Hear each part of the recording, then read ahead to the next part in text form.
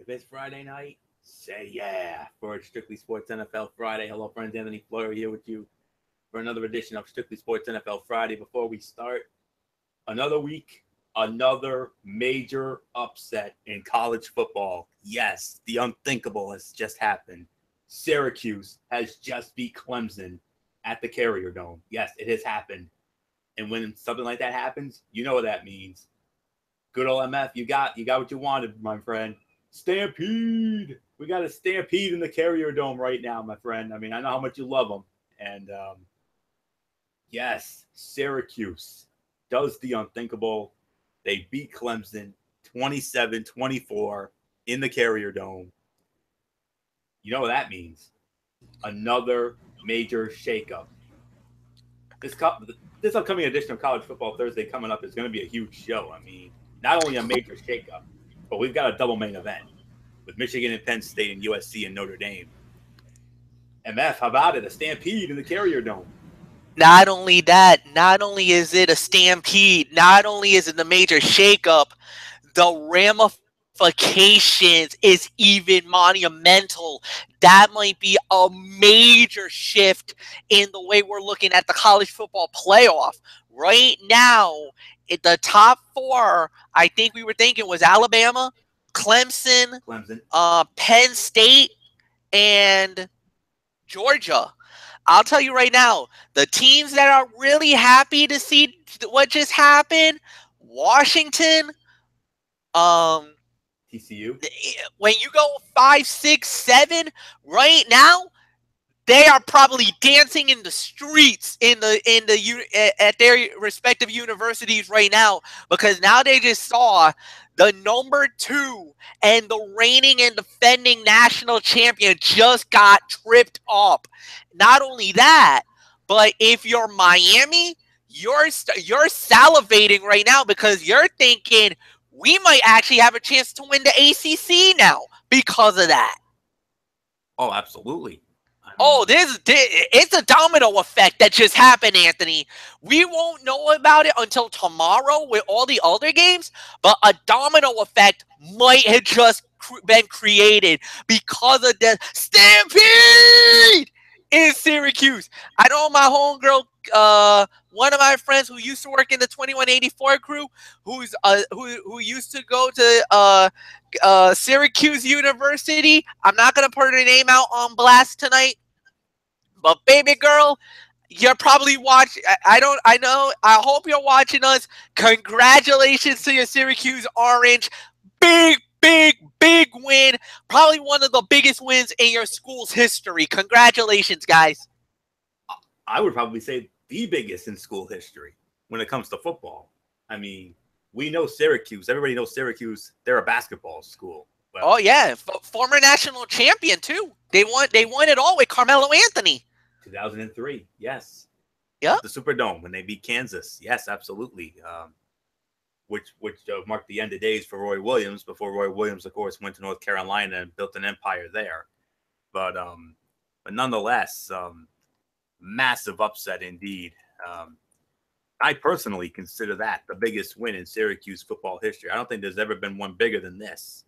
You beat the defending national champions at home in the Carrier Dome. I mean, what a moment it is. I mean, the only times they've had celebrations in that beautiful venue was, of course, for basketball. Well, football takes center stage tonight, and what a beautiful stampede it was. I mean, the minute I saw that stampede, I immediately thought of UMF. So, because I know how much you love the stampedes, mainly the Scott Van Pelt show. I know they do something with stampedes on the. He is the official commissioner of the Stampedes. The only way we allow a stampede to happen is if it's worth it, if it's the quality of the upset, and where the upset happened. Because of this, we are full endorsement of the Stampede in Syracuse tonight because of what just happened. My word. So, yes, indeed. So that's something. Yeah, we're definitely gonna have a lot more. We're dive bombing that thing on. We're gonna be going all over that on Thursday, guys. Get ready. Yeah, this upcoming Thursday night for the next edition, I would say this is going to be our biggest show of the year up to this point. Because, like I said, not only that major shakeup in the power poll, but that huge double main event we're going to have, and Well, both of those games, it was already going to be a good show with the double main event because we were going to go knee deep into it. But yeah, now that we got that massive upset, oh my! And oh like you my, said, the indeed. power poll is going to be the power poll is going to be oh my word, good luck. Yes, good luck indeed, and huge double main event with and both of those main events are going to be on at the exact same time. Yeah, schedule makers, of course, making it tough for us. So, but Michigan and Penn State and USC and Notre Dame. That's the huge double main event we're going to get into Thursday night. So we're just going to leave it at that for now. But don't worry, we got a lot more to say. But that'll come on Thursday. But this is NFL Friday. Of course, there's another college game that's going to be coming up. I'm pretty sure it just got underway now. Washington State and Cal. We're going to be getting into that as well. We'll keep an eye on that. We'll break in if any necessary updates come in, and of course, we also have, as if that wasn't big enough, we also have Game 1 of the American League Championship Series. My New York Yankees, after they did a seemingly impossible thing the other night when they upset the heavily favored Cleveland Indians. And I'll tell you what, the Indians were my pick to go to the World Series in the American League. They made me look like an idiot, but you know what? One time I don't care if I look like an idiot. My team made me eat crow, and I'm glad they did. So, way to prove me wrong, fellas. Well done. Hopefully you can do it again. And a little bit of a buddy bowl in this case. Me being a New York Yankee and our good friend Lindsay McCormick, she's based out of Houston, Texas. She's a diehard Astro fan, so there's going to be some bragging rights on the line between me and that beauty. So I even mentioned to her on Twitter, I said, my team against yours, Linz. May the best team win. So far right now, Game 1's going to the beautiful McCormick 2-0, bottom 7 now. Yes, and something has to give here because, I'm a Yankee fan. I would love to see them prove me wrong again and go to the World Series for the first time in 8 years.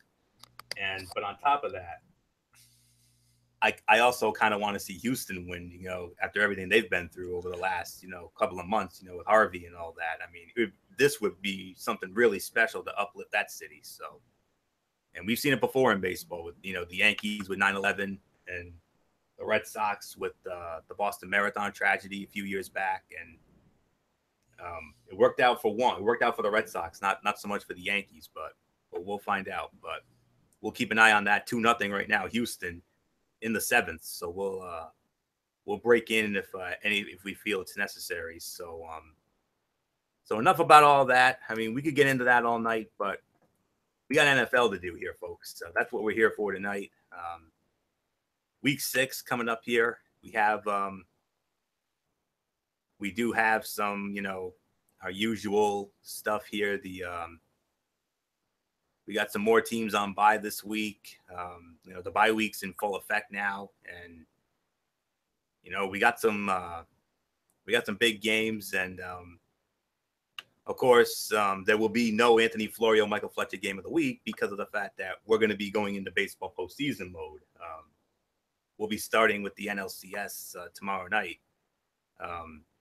And how about it, MF? I mean, we got a rematch here with the Cubs and the Dodgers, and we're going to have a lot of fun with that starting tomorrow. So, yes, but indeed. now let's get into the business at hand. It is NFL Friday, and yes, indeed. So, 4 more teams on bye this week.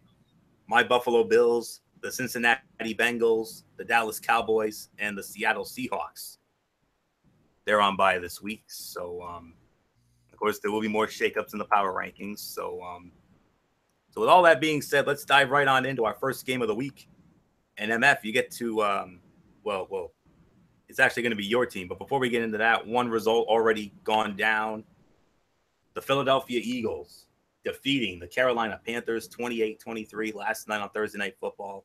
I mean, Thursday night's been on a roll lately. I mean, these last few weeks, I mean, we've been getting some great games. I mean, we had that shootout with the Rams and the 49ers.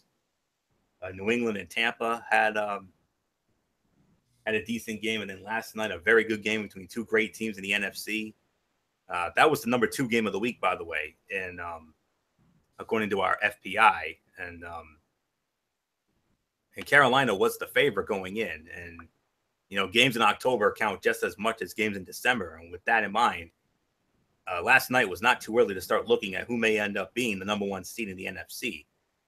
And the FPI projected the Eagles to take the top seed in the NFC 34% of the time with a win, and they won. So the Eagles right now are 34% favorites to possibly be the number 1 seed in the NFC. And go figure. I mean, you gotta believe EDP 445 has got to be like a kid in a candy store right now after what he's doing right now. So, and Carolina, had they won last night, they would have been projected to earn home field 23% of the time.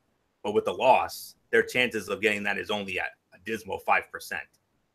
And it was a matchup of 2 of the hotter quarterbacks in the league over the last 2 weeks. Cam Newton with a total QBR of 87.6 and Carson Wentz 83.9.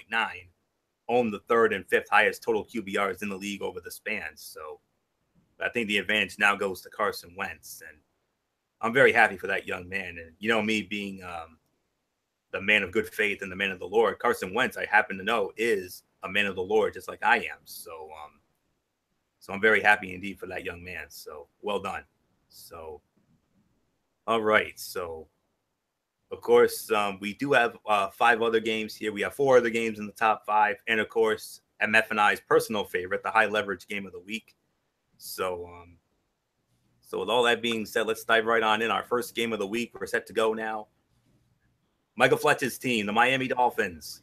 They're going to be squaring off against the Atlanta Falcons at Mercedes-Benz Stadium in Atlanta. This game will be broadcast on CBS. And the legendary Greg Gumbel, he'll be there with Trent Green and the beautiful Jamie Erdahl. I'm sorry to tell you this, MF, but Atlanta, a huge favorite. They're 12.5 to 13.5 point favorites. However, Miami leads the all-time series 8-4. Their last meeting was 2013 in Miami, and the Dolphins won that 27-23. They last met in Atlanta in 2009. I remember that very well. That was opening day. And we did that game, MF. I remember that very vividly. That was our opening game in 2009. And it was Atlanta who came away 19-7. If you're wondering if the Dolphins have ever won in Atlanta, they have. But the last time they did it, you got to go all the way back to 1980. The Fulton County Stadium days once again come into play. Miami won that 20-17. So that's the last time the Dolphins won in Atlanta, in case anybody was wondering. So this game did not make the top 5. Although you can make an argument, you easily could have argued this as the leverage game of the week. But the game that they picked, trust me, I think is a worthy pick. So let's dive in. Miami's defense has not allowed more than 20 points in a game all season, but this is the week that changes.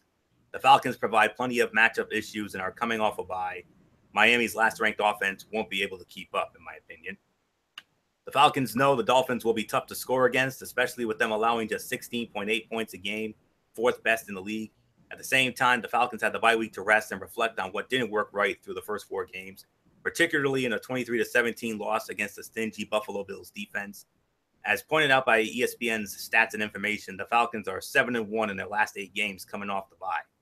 Maybe that trend for success will continue. The Falcons cut out the turnovers and create some instead. Matt Ryan has 6 turnovers, and his focus is cleaning up those mistakes while having better success on 3rd down and with the deep ball. Julio Jones, limited this week with a hip flexor injury, plans to play, and although Jones doesn't have a touchdown yet this season, he's still the Falcons' top scoring threat at receiver. The Falcons will find a way to get Jones on the scoreboard, even if it's a low-scoring game, and the defense will take advantage of Jay Cutler and the Dolphins' anemic offense. I got the Atlanta Falcons winning this game. My final score, 23-13. There's really nothing more for me to say. So, MF, let's bring you on in. Falcons coming off a bye, but hey, man, your Dolphins back in the win column after an impressive win against Tennessee, although they didn't have Mariota in there. Yeah, they didn't have Mariota in there. It was an okay win. It was pretty. It was impressive in one way, where they looked good. They looked solid. It wasn't a bad victory. It was a good victory, no doubt about that. But the thing is that they got major problems offensively. I mean, they can't run the football. Jay Ajayi's been a little bit pedestrian lately. The receiver's been dropping balls. Jay Cutler got picked off last week and really didn't play the best game. The only reason why we hung tough in there was really because of our defense. Our defense actually got all the points this time around. They got a major return for a touchdown, a scoop and score that gave us 7. Then, yeah, I mean, Cutler to Landry at the end for 5 yards that gave us the 16-10 win. But we gotta be better all the way around, and especially in Atlanta against an Atlanta Falcon team that's really loaded. I mean, I don't know, Anthony. Even for a Dolphin fan, a lot of the Dolphin fans themselves are questioning this game. They don't got much faith in Miami. A lot of them are saying that Miami is going to get crushed. And I literally want to call out all those Dolphin fans out there by saying, what the hell is wrong with you guys? Where's the loyalty, the ride to die and mentality that no matter what, we ride with them, good or bad? But I mean, yeah, okay, I get it. The writing's on the wall. Atlanta's a really awesome team. But if you think about it, the last time they played, I think that was against Buffalo, Anthony, about a couple of weeks ago, and they got upsetted. Yep. Yes, indeed. So I mean, and it was at home. It was in Atlanta. It was at the Dome. So, okay, think about the blueprint. What was the way that Buffalo beat Atlanta? How did they do it? Pressuring Matt Ryan, shutting down that run attack, which Miami can do on both fronts. Plus, on top of that, you gotta try to limit the offensive plays because Atlanta's gonna be run and gun. They will try to exploit you quick. They'll punch you in the mouth early, and they're gonna try to hit you as often as they can. Miami's gonna have to defensively. You're gonna have to be damn near perfect to win this game. As far as offensively, we got to figure it out, guys. We got to go back to that week 1 game when we played against the Chargers. When we played week 1, that was practically damn near perfect how Miami won that game. Jay Ajayi had about 122 yards rushing. Jay Cutler had about 260 yards passing. We were clicking on all cylinders. In order for this to be a victory, it has to be the perfect game. Offensively, defensively, everything in between has to go right for Miami. You know what? This is going to be a tough game. I know that, and even I'll admit that. This is going to be one of the toughest challenges we got going in. So, I don't know what we're going to see. I just hope Miami is ready to answer the bell. That's all I'm going to say. Anthony, I'll give it to you. Keep your mic on, MF, because you'll be leading off on our next matchup here. Unfortunately, it's one of the meh games of the week. We got the Chicago Bears squaring off against the Baltimore Ravens at M&T Bank Stadium in Baltimore. This game will be on Fox. Now, because of Fox's Major League Baseball playoff coverage, you will notice some shifts in the traditional announced teams. So calling this game for Fox will be our voice from the New York Rangers, Sam Rosen. He's going to be sitting in for Kenny Albert because Kenny Albert usually works with Rondé Barber and Christina Pink. Well, Sam Rosen will be sitting in for Kenny Albert.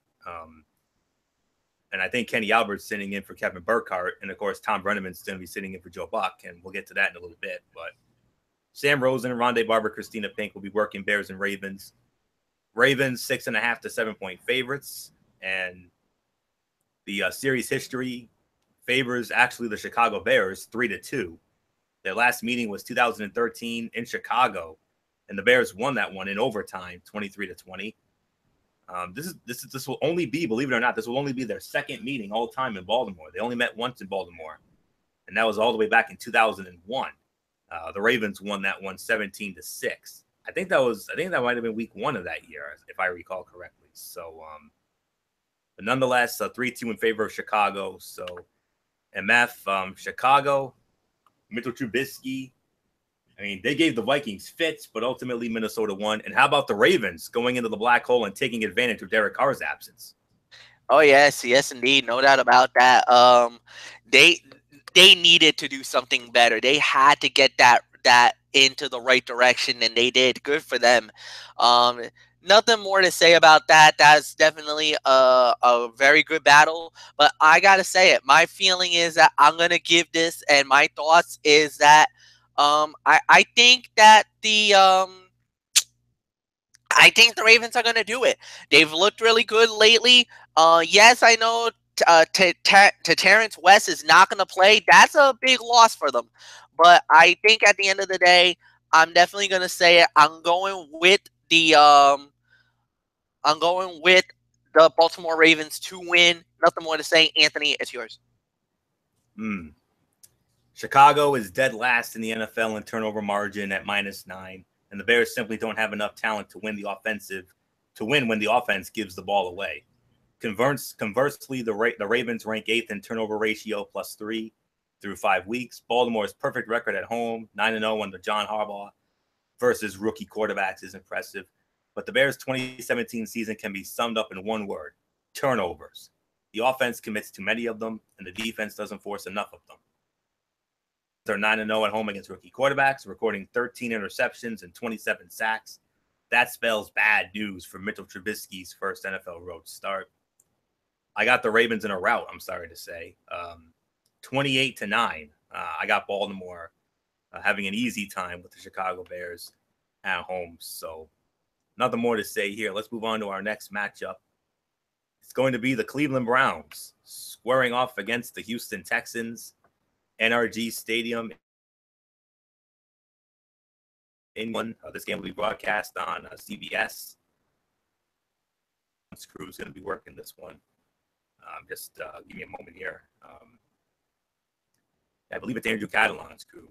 Yes, Andrew Catalan and James Lofton, the Hall of Famer. They're going to be in Houston for that one. Houston favored by between 9.5 and 11 points, even though Houston's defense took a major hit, losing the heart and soul of their defense. J.J. Watt, he's done for the season. They also lost Whitney Mercilus as well. They lost more than that game to the Kansas City Chiefs last week, that wild and crazy game last Sunday night, 42-34. The series history favors the Houston Texans 5-3. Houston's won the last 3 meetings in a row. Their last meeting was 2014 in Cleveland. Houston won 23-7. Their last meeting in Houston was 2011. Houston also won that one easily, 30-12. The Browns have won in Houston before. That was only once. That was back in 2004. That was a 22-14 win. So that takes care of that.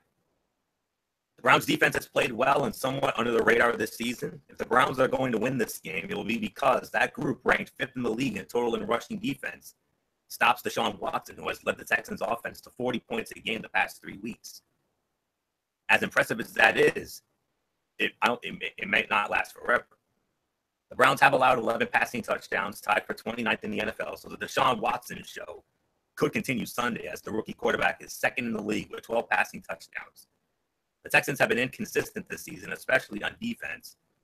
But I think they'll get back to 500 heading into their bye next week. So I'm going with the Houston Texans to win. My final score, 27-13. So MF, Cleveland and Houston. But Houston losing their top 2 guys on defense. And J.J. Watt, I mean, go figure. This guy raises over $33 million for hurricane relief. And then he gets taken out. Yeah. He's done for the year again. This guy can't catch a break, even after that wonderful humanitarian act, one of the greatest humanitarian acts I've ever seen. Yeah, it's heartbreaking, man. It's so heartbreaking. My heart breaks for J.J. Watt because Like you said, he's one of the classiest guys you'll ever meet in the NFL. One of the good guys of the NFL. And I know there's been a lot of stuff about NFL players, especially nowadays. I'm not going to bring that up because that's not our business. But when you talk about classy individuals and the guys who does it the right way, the honorable way, this is one of them. And my heart breaks for J.J. Watt, and he's going to be definitely missed, especially on that defensive side of the ball, because, that's really been – that was one of the Achilles heels of why – well, in recent years, it was always about the offense. That was the Achilles heel of Houston. This year, I think Houston might have the offense to get you to the Super Bowl, but the defense now might be the Achilles heel for Houston. They can't catch a break one way or the other. But I also got to give it to the Houston Texans. I just think they got the right formula. Lamar Miller, a former Miami Dolphins, done pretty well for himself. But right now, the toast of the town, another darling right now in the NFL, and in my opinion, one of the top guys for the offensive rookie of the year, I gotta say it, man, it's Deshaun Watson, man. He has been lighting it up lately, so much so that I had to grab him and put him on my fantasy football team. So he's on my fantasy football team as my number 2 behind Tom Brady. And as a matter of fact, with Brady's uncertainty, even though I know he's going to play on Sunday, but with his inconsistent play, I actually benched Tom Brady this Sunday. This week, I got Deshaun Watson as my starting quarterback going into battle. So I hope I'm making the right decision. Deshaun, please do not let me down. But I'm going with the Houston Texans to win. So, Anthony, move on. I just got a message from Michael Bullock. Michael Bullock will be coming in just a matter of moments. He had a family emergency, so that's never good. Okay. I'm hoping everything's okay. We'll see what happens when he gets in. We'll catch him up on what he missed. So, but while we wait for him to come in, let's get into our next matchup, and this is one of our games of the week coming up here. A renewal. Well, actually, we're going to have, of course, it's one of the great rivalries in the game today, especially on the NFC side. And it's usually fun when these two get together, and I highly doubt it's going to be anything but that this time around. Okay, we got Michael Bullock coming on in. So, Michael Bullock, from what you told me in the message, it sounded like you had some sort of a family emergency. I hope everybody's okay. So Michael Bullock, come on in. We're gonna get you caught up here. I think it's only 3 games that you missed. So, all right. Okay. We had the Miami Dolphins and the Atlanta Falcons. So Michael Bullock, come on in.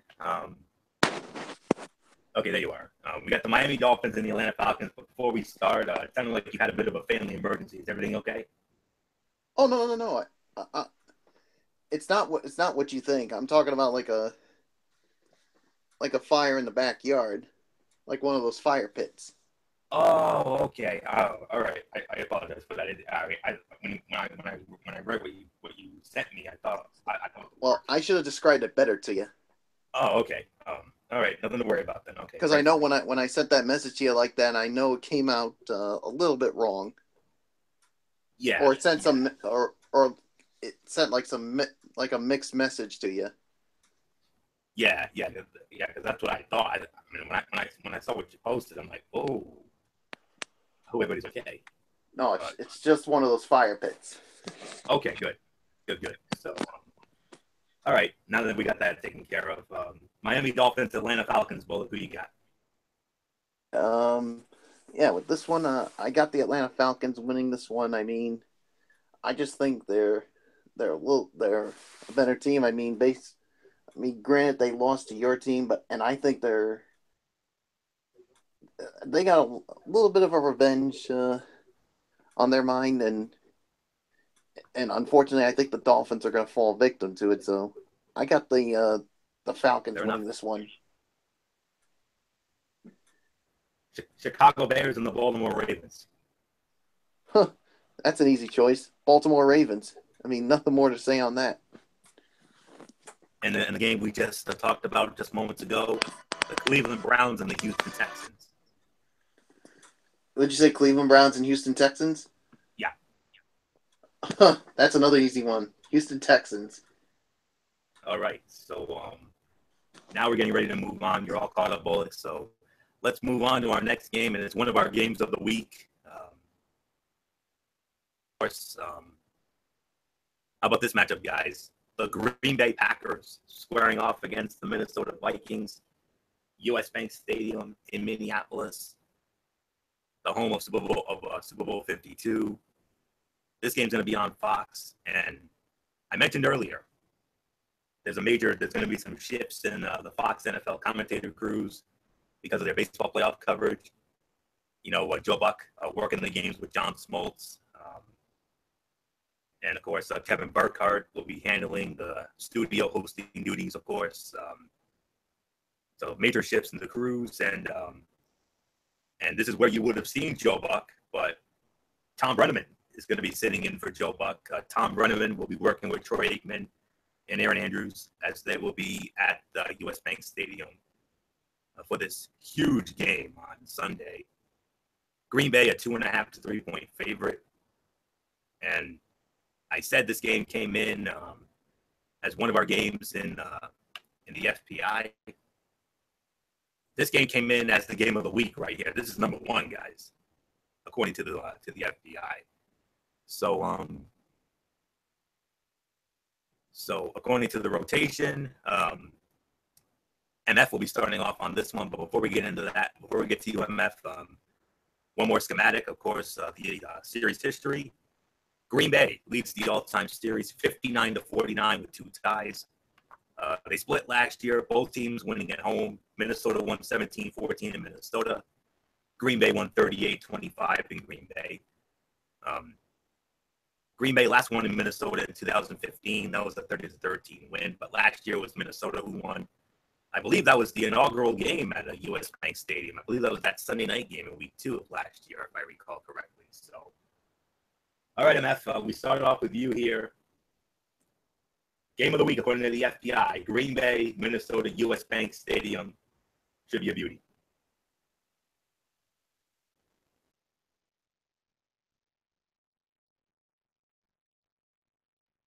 Sorry about that. I had to unmute my mic. No, this is definitely going to be a great game.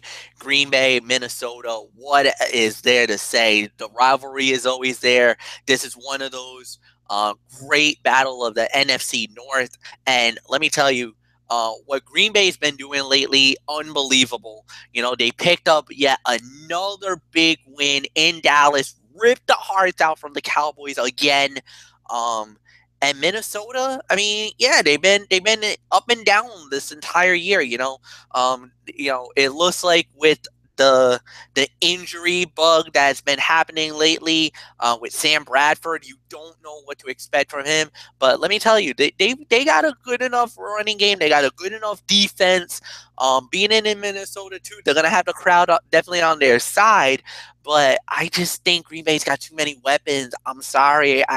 Until Green Bay gets knocked off, until I see Green Bay going into like a receding mode, I can't go against them. So give me the Packers. This is going to be very close, guys. 24-21. Green Bay wins.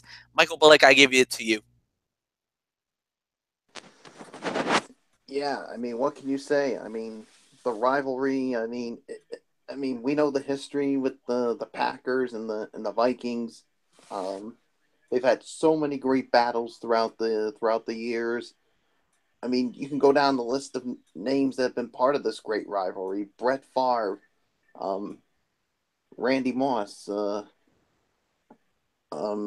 Adrian Peterson, all the great names. I mean, yeah. This is another chapter to this rivalry, and yeah, I mean, Green Bay somehow did it again last week. I mean, pulling out last moments against the Dallas Cowboys yet again, and like you said, I mean, Minnesota's been so this year. So yeah, with the way Green Bay's playing right now, I have to go with Green Bay on this one. I just simply can't go against them. I mean, especially when you got Aaron Rodgers and especially with what he did last week. So basically, this is going to be a close one, but I got Green Bay winning this one. I'm going to say 7-24. Green Bay pulls it out. Aaron Rodgers has another big game. Same thing with Jordy Nelson. So yeah, so definitely you can, like I just said, you can add another chapter to this great rivalry. So nothing else to say. Florio, it's yours. Sam Bradford's return to the lineup was short-lived as the Vikings' primary starter was forced to leave before halftime, and his status for Sunday is still up in the air. His status will ultimately determine whom FPI favors, albeit ever so slightly come game time. With Bradford, the Vikings would be slim 52% favorites, while if Case Keenum gets the nod, Green Bay would edge just north of 50% as the favorite. Either way, FPI projects a coin toss game. No matter who is under center for the Vikings, they'll need a win to buoy their chances at winning the NFC North. Should Minnesota win, the Vikings would improve their chances at winning the division to 33%, but a loss would drop it to only 8%. A Packers win would make them 81% favorites, while a loss would still give them a 50% chance. Even if the Packers are trailing late in the game, there's no reason to worry. Aaron Rodgers probably will come through again. He has thrown 9 of his 13 touchdown passes this season in the second half, including 6 in the fourth quarter. He leads the NFL in fourth quarter TD passes and total QBR 89. He also has thrown for 18 touchdowns and just 1 interception in his past 7 starts in Minnesota. Aaron Rodgers versus Mike Zimmer's defense is the chess match of the week, with the quarterback holding a 4-2 record over the Vikings since Zimmer arrived in 2014. While the Vikings defense has had success at times containing Rodgers in 9 games, for Aaron Jones and the slew of options Green Bay has at running back, it's looking more like the Vikings will be without Sam Bradford with the knee injury, along with wide receiver Stephon Diggs battling a groin against Green Bay. And though Case Keenum provided the bailout Minnesota needed in Chicago, Green Bay gets a victory, but it might need another fourth quarter miracle to do so. But nonetheless, I'm going with Green Bay to win. 27-20 is my final score. So give me the Packers in that one. And now we move on to another FPI game of the week. Another one of our top 5 games of the week. The game that came in at number 4. How about this matchup? The Detroit Lions and the New Orleans Saints at the Mercedes-Benz Superdome in New Orleans. This game will be on Fox, and here comes another shakeup. Normally, Tom Brenneman works with Chris Spielman and Peter Schrager. But sitting in for Tom Brenneman, it's going to be Dan Hellie from the NFL Network. Dan Hellie will be working with Chris Spielman and Peter Schrager for that matchup. And just to give a second here,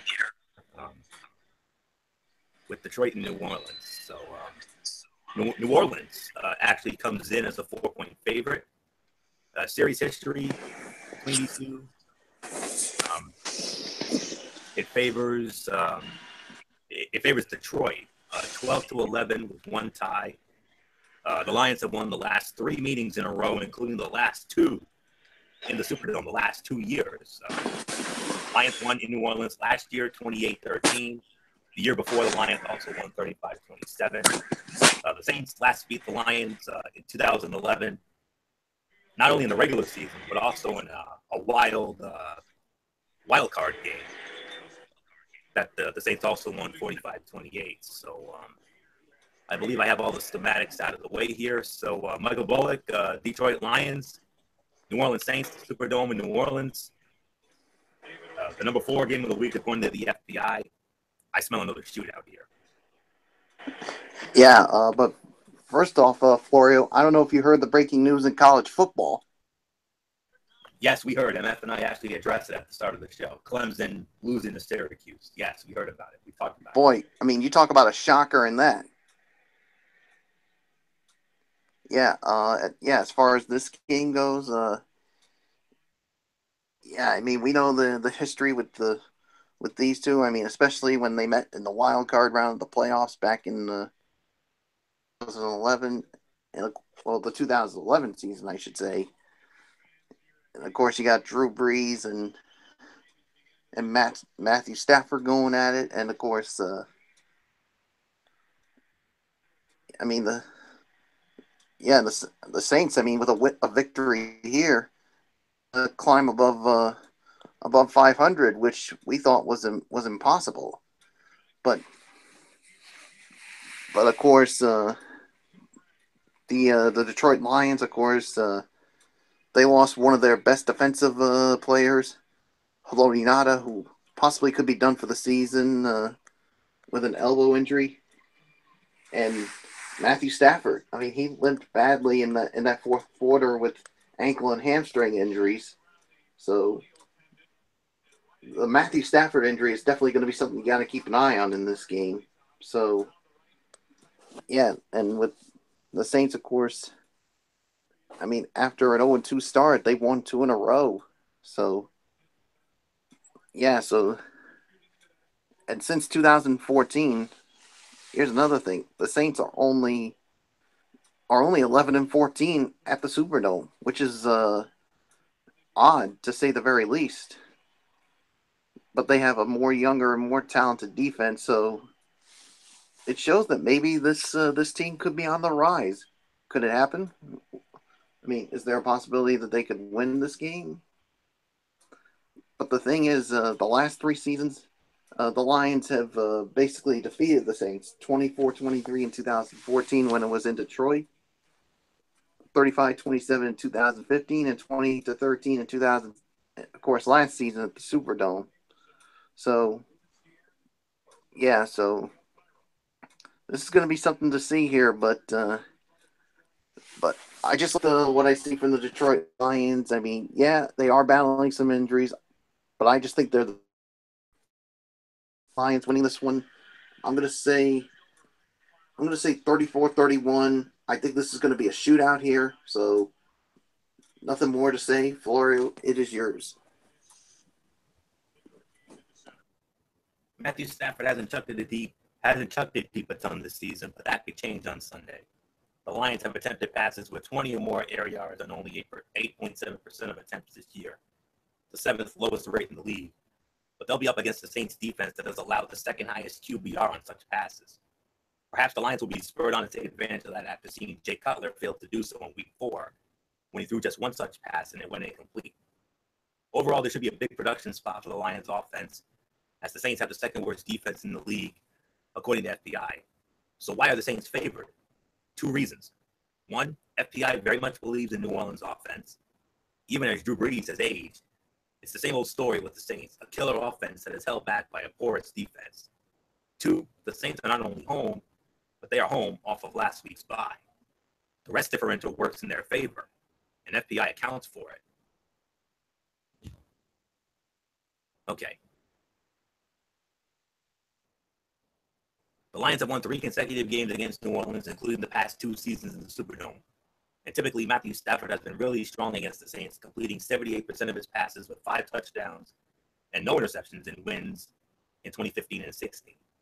However, Stafford still is at least a little bit banged up this week, considering his offensive line has done a poor job blocking for him, 12 sacks the past 2 weeks.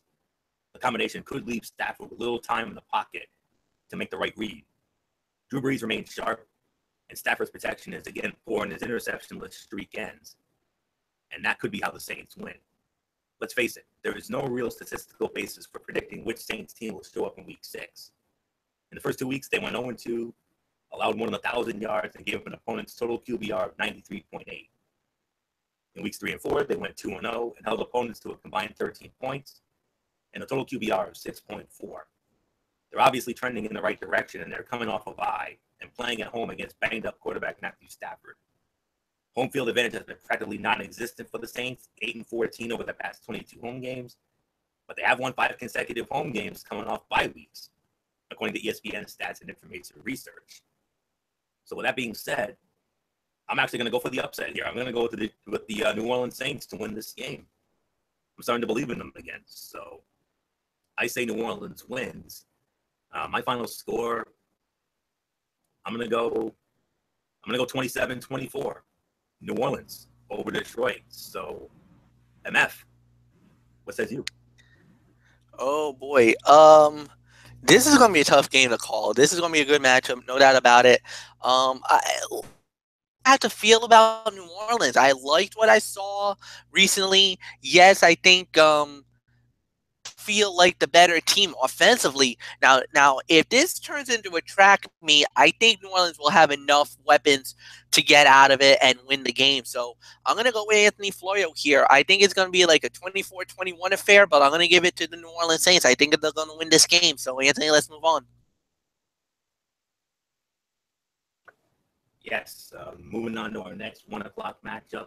And this is one that I know Michael Bullock will have a vested interest in, as it'll be his team, your reigning and defending Super Bowl champion New England Patriots, squaring off against the New York Jets, MetLife Stadium in East Rutherford, New Jersey, CBS. Of course, we're going to have it here in our neck of the woods on WPRI 12. Iron Eagle, Dan Fouts, Evan Washburn will have the call. The spread favors New England 9.5 to 10.5. Series history also favors New England 59-53 with a tie. New England won both meetings last year, including in New York, 22-17 in the Meadowlands last November, right around Thanksgiving. And then the other meeting in Foxborough, New England had no trouble with the Jets whatsoever, 41-3. That was on Christmas Eve last year. So the Jets last beat the Patriots at home in 2015. That was a 26-20 overtime win. So this game did not make the top FPI games. No surprise. Actually, let me back that up.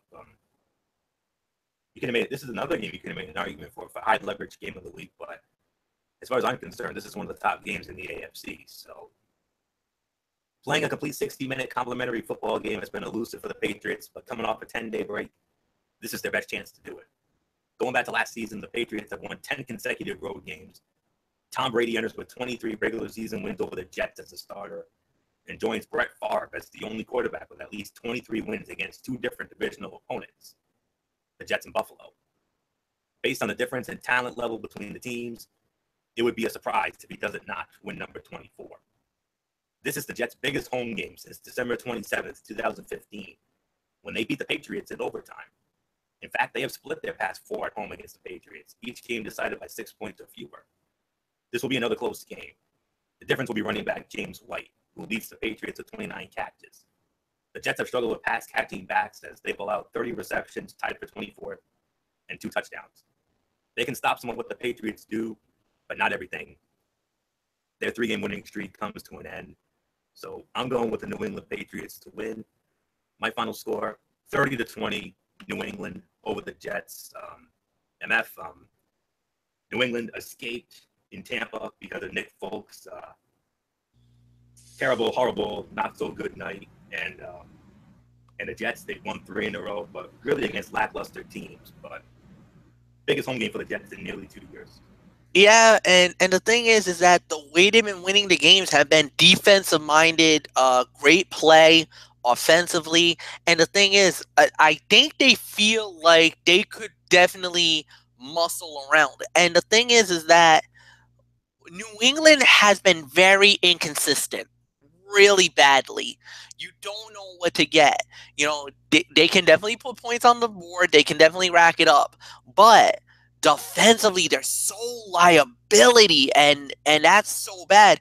And I thought Miami was going to have an easy time with the Jets, and we got crushed.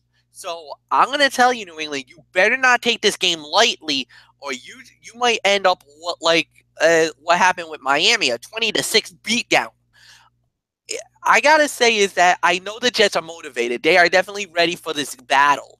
And Anthony, I understand that what we're going to see from New England has been very lackluster. Brady's not at 100%. The shoulder is definitely bothering him. Nate Solder is hurt. Gronk is hurt. But they're all gonna play. I don't know if they're gonna get 100% out of them.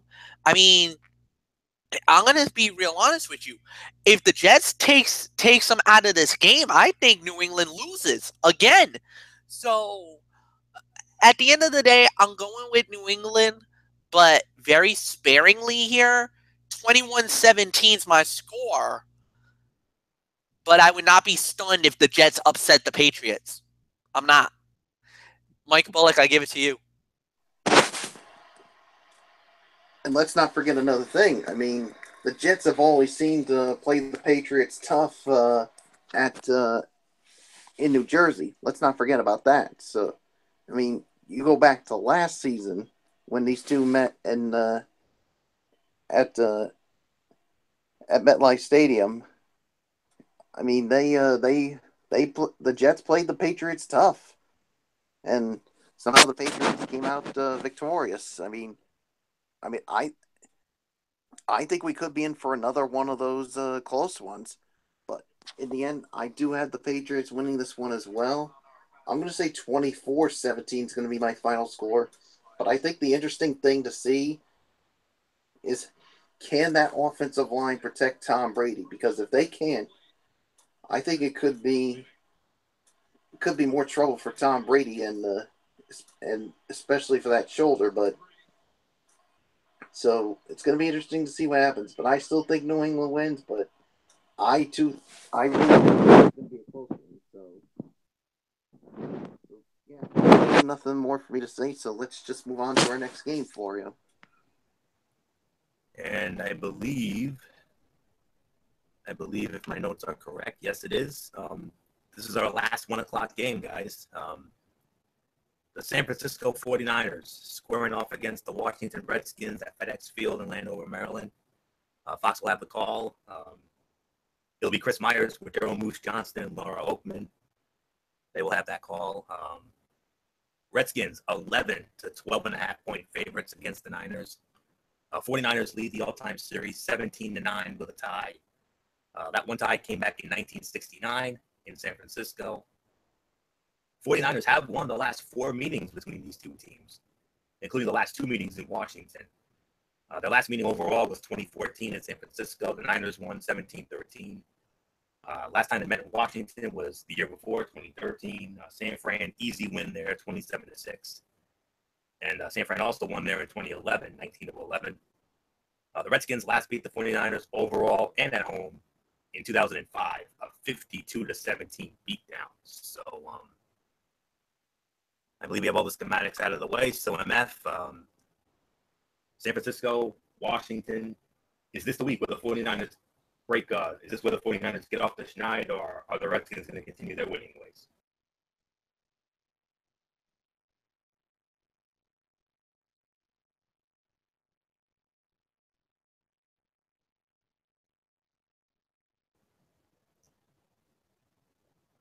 MF, Fletch, San Fran, and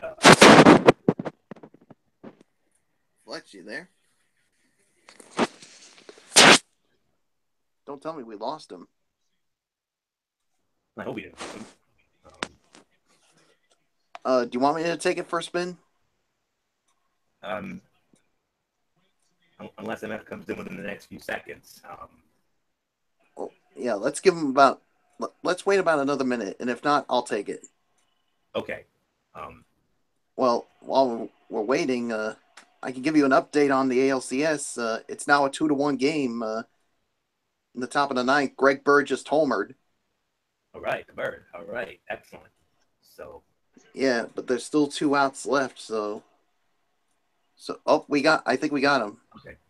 Yeah, I think MF had an issue. So MF. MF, are you there? I'm here. There he is. All right. Very good. We didn't have to change rotations here. San Francisco and Washington. Does San Francisco get their first win, or does Washington? Are you nuts, Florio? No, they're not winning this game. I don't care about schematics and everything else. Washington plays really good at home. They proved it when they put a whooping on the Raiders. You opened my eyes. Redskins win. All hail the Redskins. Nothing more to say. Mike Bullock, go. Yeah, I don't think you need any schematics for this one, especially with the winless 49ers. So, and after that Redskins dominant performance against the Raiders, so all hail the Redskins, Redskins all the way. So, and it's an update now. It's a final. The Houston Astros have taken game one of the ALCS, 2-1 the final. They take a 1-0 lead in the best of 7 series with game 2 set for tomorrow afternoon. So it's a crucial time for your Yankees, Florio. They need to even up the series before it goes to Yankee Stadium. And that'll be Monday when that goes down. But yeah, no surprise Houston won. I mean, they had Keuchel on them, for goodness sakes, and he's always had good history against the Yanks. So that's not surprising. Well, you got to deal with Justin Verlander tomorrow.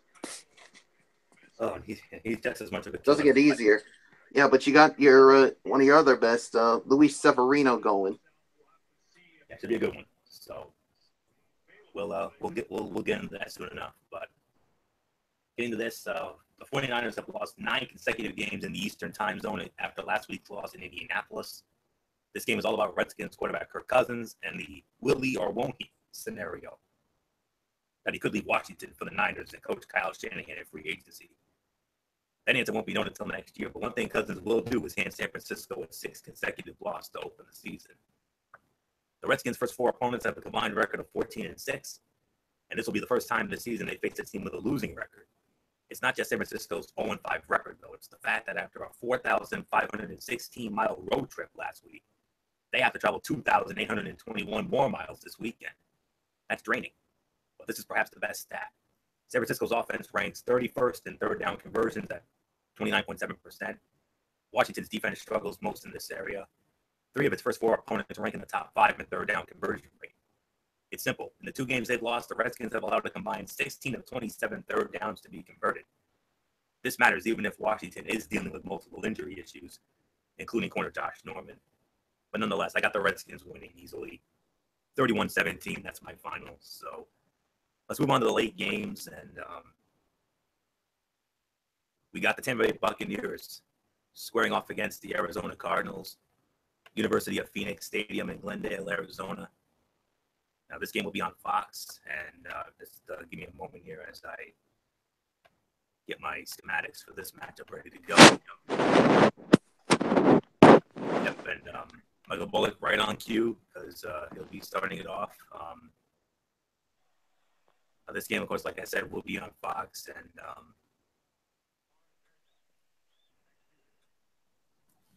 but before we get into that, Arizona leads the all-time series 10-9.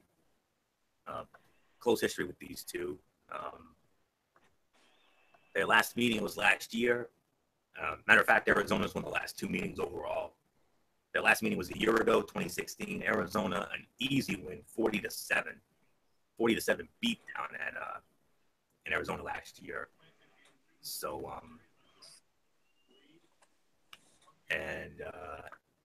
Tampa Bay comes in as a 1.5 to 2 point favorite. Although one spread has this as a pick'em game, I certainly understand that. So, yes, Tampa Bay and Arizona. Michael Bullock, I'm just going to give it to you. My announcer sheet is a little wonky right now. So, Michael Bullock, Tampa Bay and Arizona, take it for a spin. All right. Yes. Of course, the last time these 2 met was last season, and it was in the second game of the year where Arizona routed Tampa Bay 40-7. But yeah, and of course, the Cardinals the Cardinals, they basically see a team on the rise in the Buccaneers that has reduced its turnover margin and getting, of course, outstanding pass protection and run support from its offensive line, and with what you're seeing, of course, from Jameis Winston, and of course you got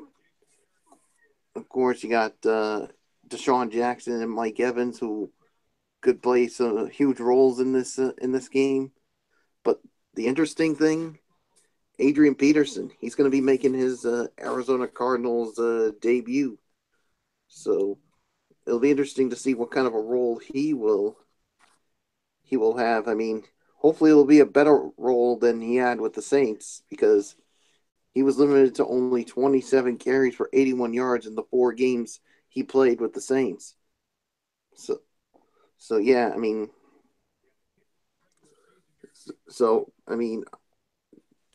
he could have a really good game, but let's not forget the other running back, Doug Martin for the Tampa Bay Buccaneers. I mean, he had 74 yards rushing on 13 carries. So yeah, if you get another game like that, I think it could be another really good game for Tampa Bay. So yeah, and the thing for the Cardinals, they had 13 players on their injury report early in the week, and 9 of them were starters, including their all-pro cornerback Patrick Peterson with a sore quadricep. The Buccaneers, I mean, but they've been hit really hard. I mean, with Kwan Alexander with a hamstring injury, Levante David with an ankle injury, Keith Tandy with a hip injury, and TJ Ward also with a hip injury. So injuries are certainly playing a factor here, but Arizona is hoping to get 2 of their starters back on the left side of their offensive line. I mean, with tackle DJ Humphries and guard Alex Boone. So it's close, but I just think Tampa Bay looks a little bit better. I'm gonna say they win here. And my final score is gonna be 27-24. So nothing else to say. Flory, what's yours? I got the announcers for the game. I found it. My sheet was a little slow in responding, but I got it back up. Kenny Albert. Kenny Albert's going to be sitting in for Kevin Burkhardt. He'll be working with Kevin Burkhardt's crew, Charles Davis and Pam Oliver. So that's who's going to be working this one. The Bucs pass rush finally got some momentum last week with 3 sacks against Tom Brady and the New England Patriots after having just 1 in the first 3 games. That bodes well this week against the Cardinals offensive line that has surrendered 19 sacks in 5 games, second most in the NFL. It'll be hard for Carson Palmer and Larry Fitzgerald to carve up the Bucs secondary if he doesn't have time to drop back and Fitzgerald doesn't have time to get down the field. Jameis Winston will once again be challenged by one of the tougher secondaries in the league. But the offensive line should be able to contend with Chandler Jones, who was responsible for half of the Cardinals' sacks. This should be a low-scoring affair with the potential for Winston and company to move the ball more effectively, given Arizona's struggles against the Eagles last week on 3rd down. The trade for Adrian Peterson has been a shot in the arm for the Cardinals after a 34-7 loss to the Eagles last weekend to fall to 2-3. But the question this week, will the addition of Peterson be enough to help Arizona's running game improve from the worst in the NFL? It's ranked 32nd in rushing yards, 259, rushing yards per carry, 2.59, and rushing yards per game, 51.8.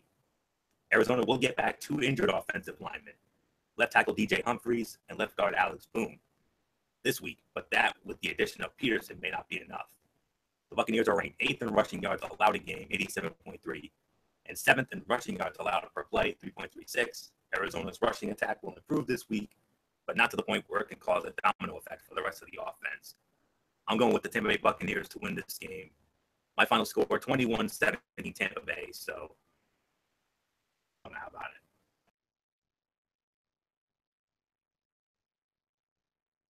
Let me short and sweet with this one. I got Tampa Bay as well.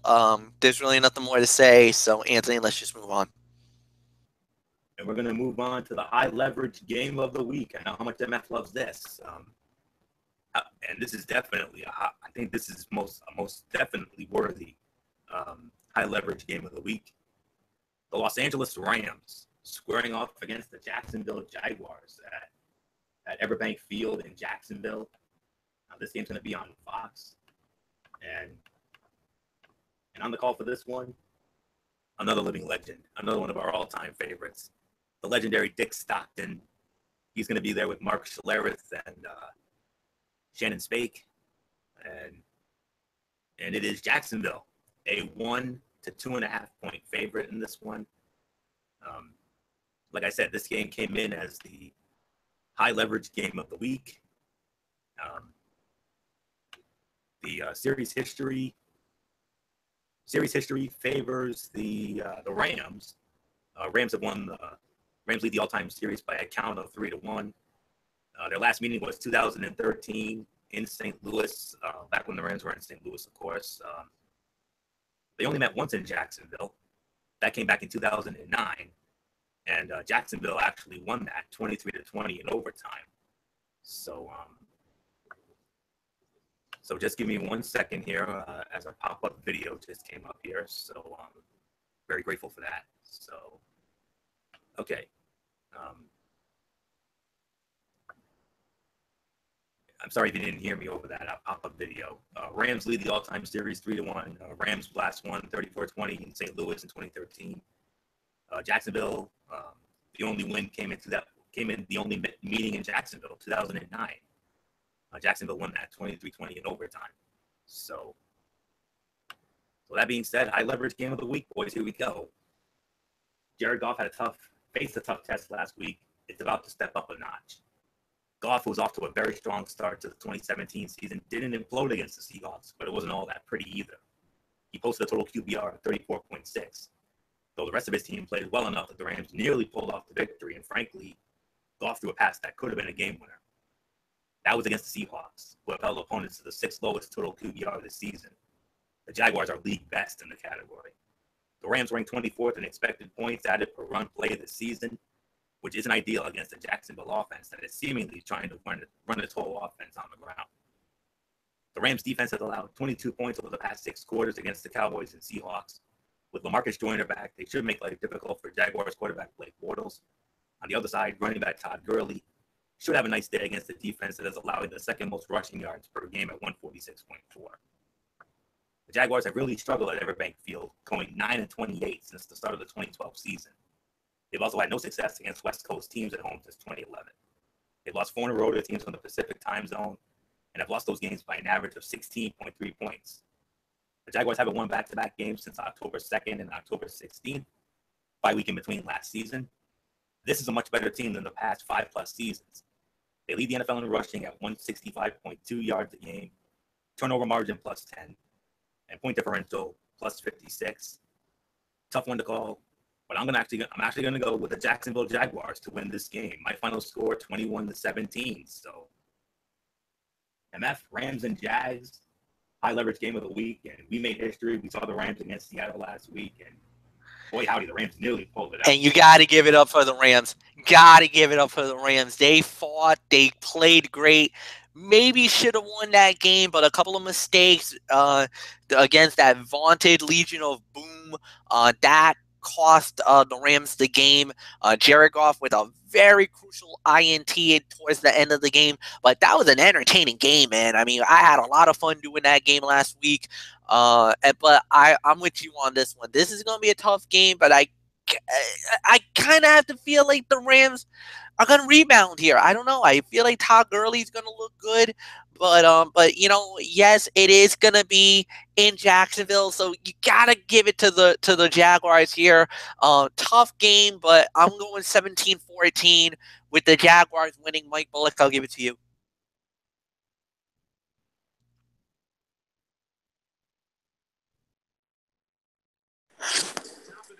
Yeah, I mean, you definitely got to give it up to the Rams. I mean, I thought they played a good game here. I mean, it just turned out, I mean, they just ran into a better team with the that Seahawks and that Legion of Boom. I mean, but I think they proved to everyone that they're going to hang around in this NFC West this year, and that there's something different about them. Speaking about something different about them, I mean, the Jags, I mean, they certainly continue to impress me. So, who knows? This could be the year they finally maybe have a really good year, maybe even make the playoffs. I mean, it's still early in the season, but the Jaguars, they're coming off of a very big road win against the Pittsburgh Steelers, and that defense of theirs played very well, including picking off Ben Roethlisberger 5 times in that game. So yeah, I mean, can they definitely do it again against someone like Jared Goff? It could. I mean, they could, but we'll just have to wait and see. So, yeah, I mean, I think the key here is, can that Rams defense slow down? Can they slow down Leonard Fournette? Because I mean, right now, Leonard Fournette. He's been doing really good so far. 466 yards, 5 touchdowns. That's pretty impressive. So, but Blake Bortles really needs to step up because he has not thrown for more than 250 yards in any game this season. He does have 7 touchdowns and 4 picks.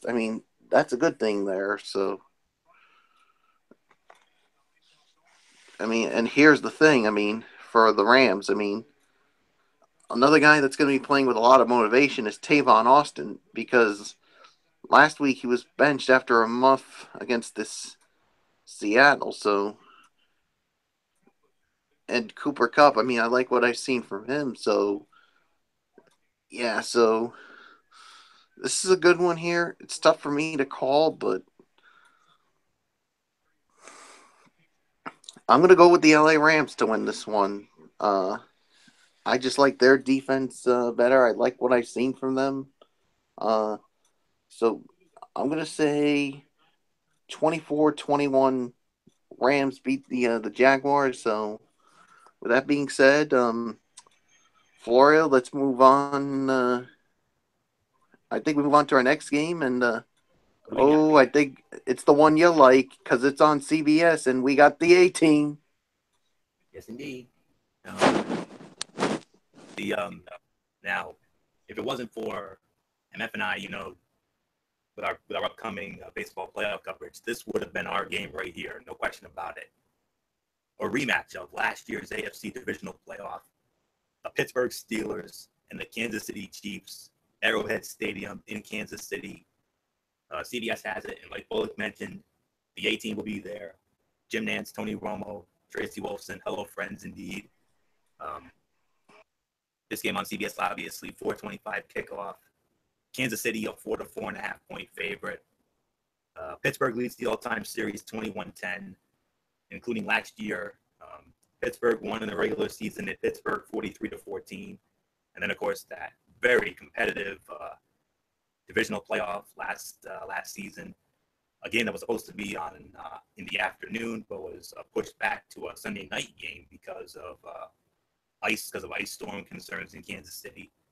And Pittsburgh also won that one 18-16. And this game came in at number 3 in the FPI top games of the week, only behind Philadelphia and Carolina, which was number 2, and Green Bay and Minnesota, which was number 1. So it's only fitting that good old MF Michael Fletcher is going to be starting this one off. MF, this would have been our game if not for the postseason. But boy, howdy, if this was our game, we would have had a lot of fun with it. So, hello, friends. Do that thing I like, and that's the Phil Simpson I like. Pittsburgh, Kansas City, our game of the week, no doubt about it. Yeah, this would have been a great game, no doubt about that. But my goodness, we got ourselves a little situation.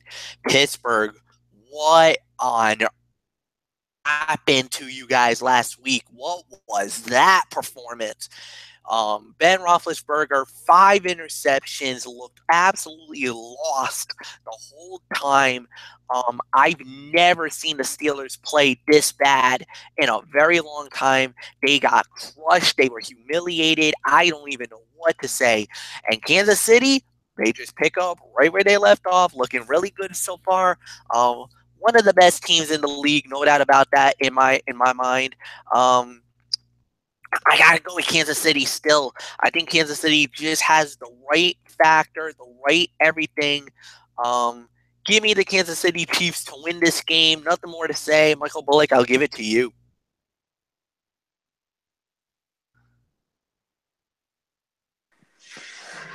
Yeah, I'm looking forward to this one. Like you said, this is the rematch of the divisional round, and Kansas City's going to be looking for payback here because,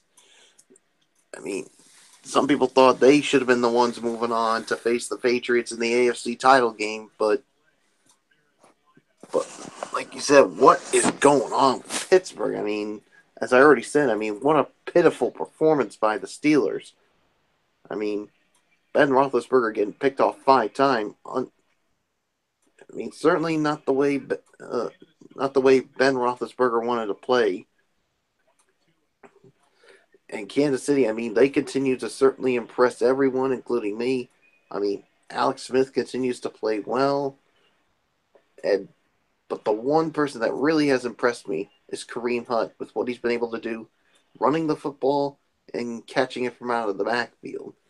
And, of course, you also got Tyreek Hill, and then, of course, you got that defense there. So yeah, I got the Kansas City Chiefs winning this one. I'm going to say 31-24. KC beats the Steelers, so nothing else to say. Florio, it is yours. No, this is not an error what you're about to hear. FPI really has the Chiefs with just a 1% difference in making the playoffs based on the result of their game against Pittsburgh. When you are 5-0 and already projected to make the playoffs 99.4% of the time, there just isn't much to gain. Kansas City is favored in each of its remaining games this year, including 6 in which it is a 75% or greater favorite. Even if they should stumble at home against Pittsburgh, the Chiefs are likely to rack up enough wins to make the second season. Pittsburgh has a bit more on the line, though. It is still seen as the class of the AFC North by FPI.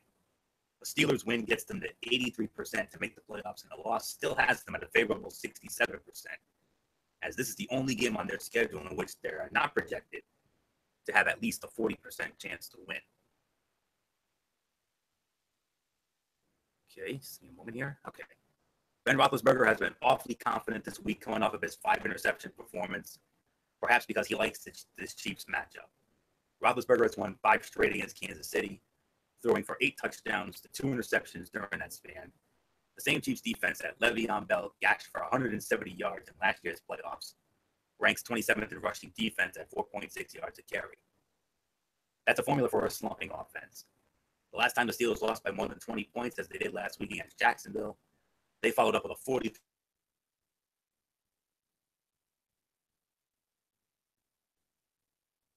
Pittsburgh on the road. But the Steelers' defense hasn't given up more than 20 points in regulation all year. The offense can do the rest. The Chiefs have done some of their best work near the end of games, outscoring their opponents by a league-high 39 points in the fourth quarter. Kareem Hunt has 299 of his 602 rushing yards and is averaging 8.5 yards a carry in the fourth quarter. That will help them in a tight game against the Steelers, who have allowed more points than they've scored in the final period and were shut out in the last 15 minutes of Sunday's game against Jacksonville when they needed to mount a comeback. I'm going with Kansas City as well. My final score, 23-20, Kansas City over Pittsburgh. Should be a good one. And now we move on to another 4. We got the Los Angeles Chargers squaring off against the Oakland Raiders. This will be at the O.CO Coliseum in Oakland, the Black Hole, if you will. CBS will have this one. I believe it's Kevin Harlan and Rich Gannon working this one. Yep, I am correct on that. So, very surprisingly, I don't have a spread. I don't know if any of you guys, I don't know if that Matt for Bullock can find a spread for this game, but I don't see one in my spread list, believe it or not. So, hopefully you boys can find one and send me that info in just a moment. But Harlan and Gannon on the call. Series history favors the Raiders 62-50 with 2 ties. Last year, the Raiders, actually the last 2 years, the Raiders have swept. The Raiders have won the last 4 meetings in a row against the Chargers. Chargers haven't beaten the Raiders since they swept them in 2014. So, and they won in Oakland 31-28. Last year's game was a 34-31 shootout in Oakland that was won by the Raiders. So, and of course, this game did not make the top 5. So, I believe it's Michael Bullock who starts this one off. So, Michael Bullock, Chargers, Raiders, 25 kickoff. Chargers finally get their first win, beating the Giants. That's the good news. The bad news is Derek Carr's back. Yeah, good. I mean, it was good to see them finally get their first win of the season. close so many times, but they ended up losing, and they finally got the win here. And yeah, I mean, the thing is, the Raiders, of course, they got Derek Carr coming back, and let's just say they're probably not too happy with the way they lost to the Redskins. So yeah, Derek Carr looks like he'll be back, and yeah, I just think that the better team here. Of course, you got Marshawn Lynch, you got Amari Cooper, Michael Crabtree. Then, of course, on the defensive side, you got of the Chargers, they got to deal with Melvin Ingram and Joey Bosa, because the pair is combined for 12 sacks, which tops among two NFL teammates. So that offensive line is definitely going to have is going to be really tested here. And of course, that defense for the Raiders has to deal with the likes, of course, Phillip Rivers and Keenan Allen, and of course, Melvin Gordon. So I got the Raiders winning this one. I'm going to say 31-17 is going to be my final score. So, Florio, it is yours. I found another thing with the odds for this game, and the Raiders are 3.5-point favorites according to what I just found. So the Chargers have lost 4 consecutive games against the Raiders, but Oakland is banged up and has lost 3 straight.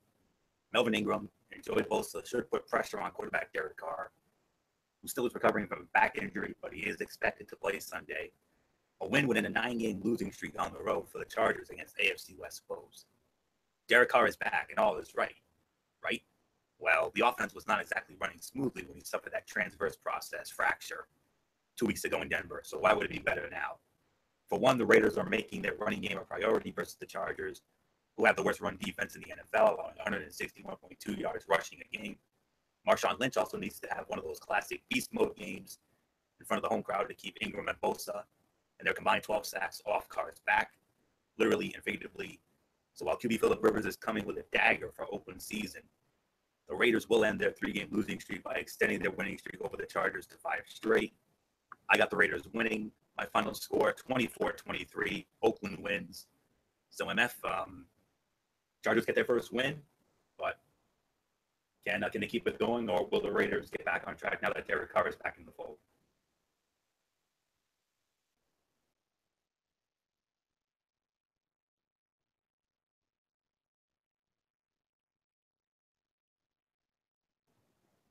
MF, are you there?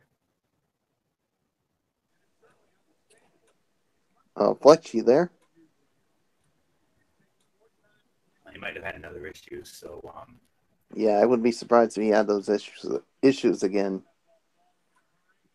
yeah, he had a little bit of an issue earlier. So, but yeah,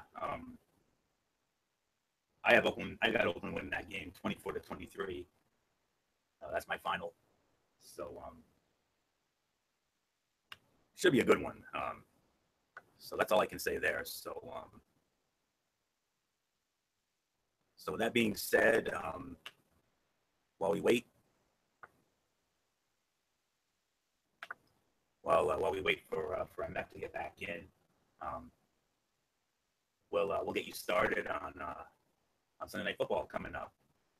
The New York Giants and the Denver Broncos will be the matchup this Sunday night, and this might come as a shock. Well, no, this will come as a shock. This game actually made the top 5 FBI list. I was dumbfounded seeing this game on that list. I mean, this game coming in as the number 5 game of the week. You gotta be kidding me.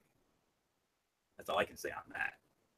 But Sunday Night Football on NBC, you know who's working that. Al Michaels, Chris Collinsworth, Michelle Tafoya. They'll be in Denver, Sports Authority Field in Mile High for the Giants and the Broncos. And the spread, huge favorite for Denver, 11.5 to 13-point favorites. And Denver leads the all-time series by a count of 6-5. So Yeah, not sure if MF is back in, but if he is, we'll get his thoughts on the Charger Raider matchup. So yeah, okay. So we'll just move on to the Giants and Broncos then. Wait for MF to come back in. Well, there he is. Okay. And that Chargers Raiders. What do you think? Derek Carr back?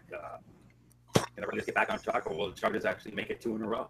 No, I think with Carr coming back, the Raiders should be fine. I think, and plus they're at home as well. Actually, the game has been moved. Apparently, because I know there's been a lot of wildfires going on in California lately. I just read an article just a minute ago. Just give me 1 second if I can find it. Let me see. Yeah, I heard about the wildfires. I mean, that I wonder if that was why I didn't see a spread for that game initially. I'm trying to see if I can find it, because they did mention that they were moving. I think the game was gonna get moved. I'm trying to see if I can find it officially here. Here it goes. Actually, no. The game will be played at Oakland Alameda County Coliseum as scheduled. The league was considering moving the game due to poor air quality because of the wildfires, but no, they're not. They're going to keep the game in Oakland as is. So, give me the Raiders. I got them winning the game. Nothing more to say. Anthony, it's yours. All right. Now we can move on to Sunday Night Football. And, New York Giants, Denver Broncos, Sports Authority Field in Mile High. Like I said, I'm dumbfounded. How this game could make the top 5 in the FPI top 5 games of the week is beyond me. But it came in at number 5, and I'm still scratching my head. Considering the fact that Denver is an 11.5 to 13-point favorite.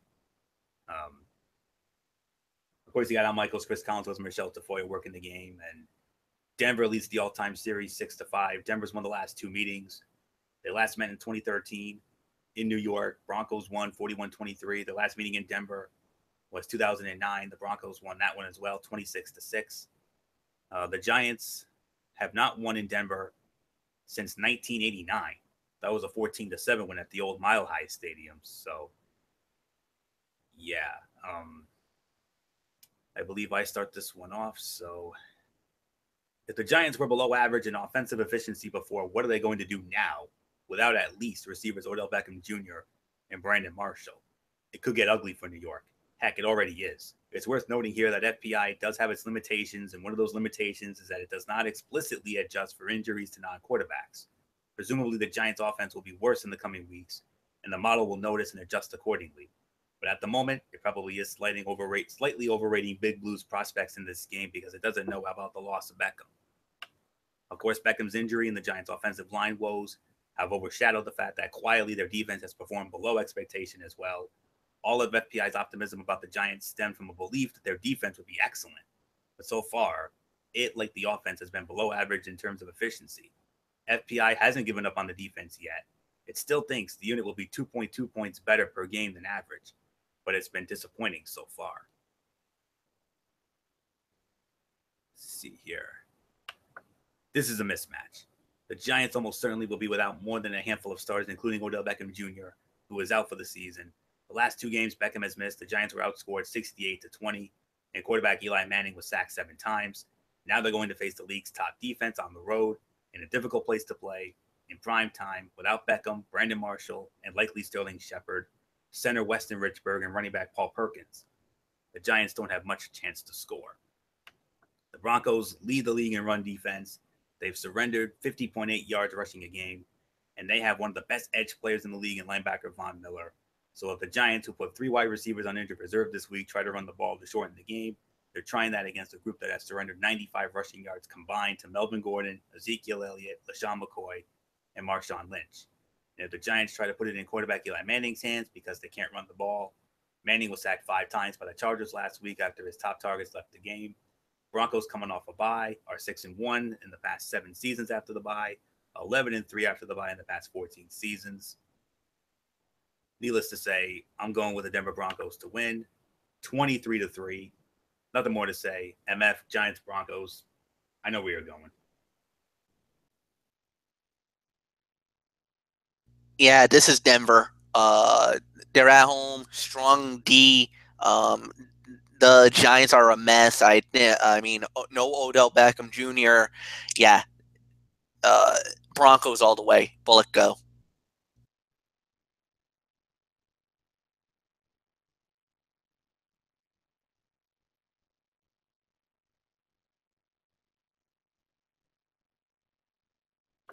Bullock, are you there?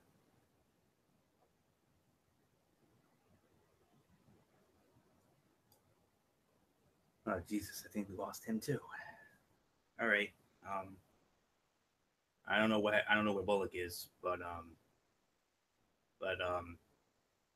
if I know him, he'd probably agree with us and go with Denver as well. So maybe he stepped out for a moment. I don't know, but nonetheless, let's move on to our final game of the week, which is of course Monday Night Football on ESPN. Solid matchup here. The Indianapolis Colts and the Tennessee Titans at the Nissan Stadium in Nashville. This game will be on ESPN, of course. You know who's going to be working that one. Going to be Sean McDonough with we got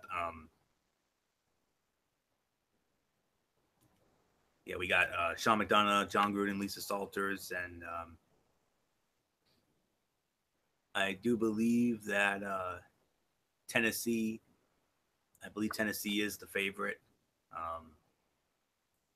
in this one. So just bear with me. I mean, I cannot believe I don't have a spread for this one either. I mean, this is shocking. Usually I have the spread for all of these, but nonetheless, well, it's to be determined. So, but I believe Tennessee's like a 4-point favorite or something. So, I'll try to get back to you on that. But this I can tell you, Indianapolis leads the all-time series 31-13, and as a matter of fact, the Colts have won 11 consecutive meetings with the Titans. They've swept each of the last 5 years, and they won the second meeting in 2011. So 2011, Tennessee last beat Indianapolis. That was in Nashville, 27-10. It's been all Colts ever since. Colts won their last year, 34-26. But I'll tell you what. I believe it is MF who starts off on this one. So MF, Indianapolis, Tennessee. I don't have a spread. It looks like it's a 4-point spread for Tennessee. I'm not sure, but this should be a solid Monday night game, considering both teams are 2-3, and this could definitely have some major implications in the South. Oh yeah, definitely major implications in the South, and this is going to be a very good matchup to say the very least. No doubt about that. I just like Tennessee. I just don't see, even though I know Indy looked a little better lately, but I'm pretty sure I'm going to go with the Titans to win this game. I got really nothing more to say, so Anthony, I'm just going to give it to you. Yeah, I don't understand how they couldn't have a spread for this game, but it is what it is. But the Colts have beaten the Titans 11 consecutive games, tied for the longest streak in the NFL, according to the Elias Sports Bureau. But things are different for the Colts now. They won't have Andrew Luck with the shoulder taking snaps. Luck was the starting quarterback in 9 of those 11 victories. Also, Indianapolis is on the road. The Colts lost their first 2 road games by a total of 65 points, and they're giving up an NFL worst 31.8 points a game. So much of the Titans' chances hinge on the availability of quarterback Marcus Mariota, who missed last week's game at Miami with a hamstring injury. All signs point to Mariota playing. The pendulum of this game swings dramatically based on whether Marcus Mariota will play. The Titans defense had a strong showing last week, allowing just 178 total yards against the Dolphins. But defending T.Y. Hilton, who had 177 receiving yards alone against the 49ers, is an entirely different challenge. DeMarco Murray and Derrick Henry are due for a big game against the middle-of-the-pack Colts run defense, and the Titans really could use this win to get out of the funk. The 11-game losing streak has to end at some point, right? And I think it does here. So I'm going to go with the Tennessee Titans to win this game as well. My final score, 24-20. That's all I can say there. So not sure where Bullock is. I thought we had him, but I think he might have dozed off. So with that being said, let's just move on to our power rankings. And while I get mine ready, MF, let's have your number 10 while I get my information ready. All right. Well, I'm just going to say like this. This is going to be a very interesting power rankings, to say the very least. It's probably going to be not so popular on a lot of fronts, because I know a lot of people are going to be a little angry this week, but I'll say this. My number 1 is actually a no-doubter. Even my number 2 and my number 3 were no doubts, at least in my mind. Once you get below that, it's going to get a little more trickier, to say the very least. So I'm just going to say this. My dud of the week, I'm sorry, Anthony, I got to say it, Buffalo. They got exposed. The Cincinnati Bengals, team that pretty much did not have any business of beating Buffalo, they beat your boys. And for that, you must be punished severely. Out about that in my mind. That's an emphatic loss, and I'm not going to even sugarcoat or say anything in that nature. All right. My number 10, I got to go with the New York Jets. I mean, 3 in a row. You're looking really good. 17-14 over the Cleveland Browns. And normally we would say, how dare you, or go crazy, or dump all over this, but I'll give you the benefit of the doubt here. I mean, it's a nice win. I'm not going to go overly incredible about this, and because of the fact that really a lot of other teams really dominated and really looked really good in the way that they won their games. So I'm not going to make too big of a deal about it. Nice win. Congrats on the win. But I'll tell you one thing, you knock off the New England Patriots on Sunday, you're really going to open a lot of people's eyes. So big game on Sunday against the Patriots. If you beat them, you're going to go a lot more higher in this rankings, no doubt about it in my eyes. So number 10, New York Jets, Anthony, go. Yes, the Jets. They've won 3 in a row. Beating Cleveland. That's not really, that's not really going to help the style points, but the Jets have won 3 in a row, and they definitely deserve to be in the rankings. As far as duds are concerned, I 100% agree with you, MF. Buffalo, one of those duds. To me, the dud of the week, the Pittsburgh Steelers. I mean, they, to me, were the dud of the week. I mean, they were number 2 in our rankings last week, and then they get absolutely destroyed by Jacksonville. Houston, another dud. That was a bad loss to Kansas City. The Rams, I hate to say it, even though they hung with Seattle, they just couldn't get it done. And my final dud, Tampa Bay Buccaneers. I mean, Nick Folk is the main reason why they're the dud. I mean, after that horrific performance on the kicking side of things, one of the worst kicker performances I've ever seen, if not the worst. So they're gone. So I believe those are all of my duds for the week. So that is that. So one honorable mention, and that honorable mention is the Cincinnati Bengals. Just a game shy of 500. If they were 500, then they would be. But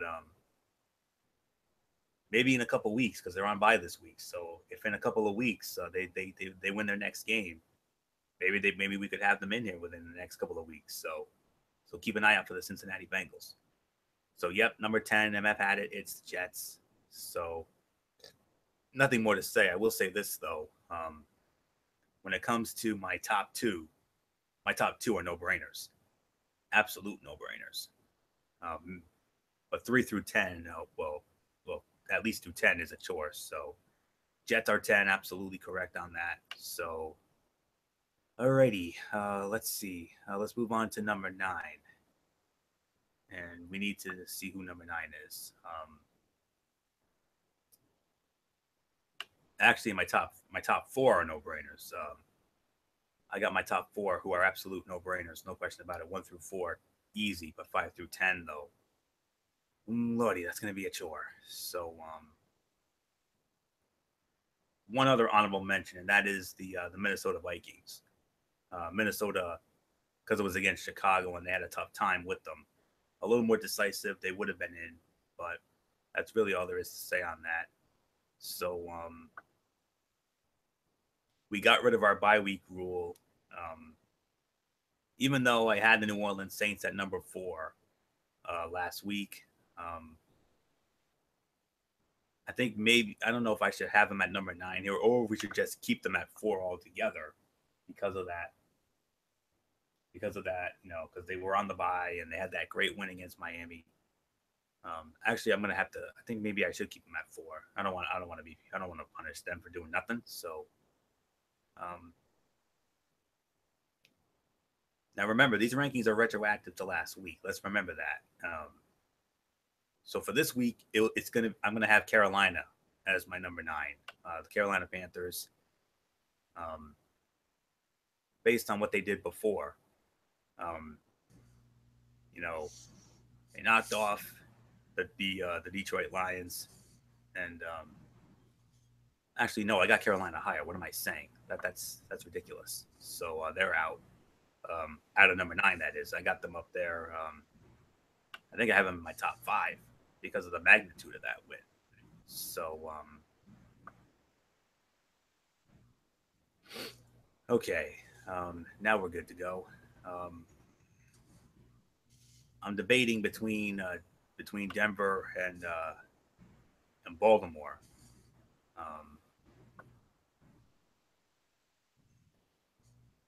But Denver was on a bye too. Damn. All right. So I got to keep them where they are.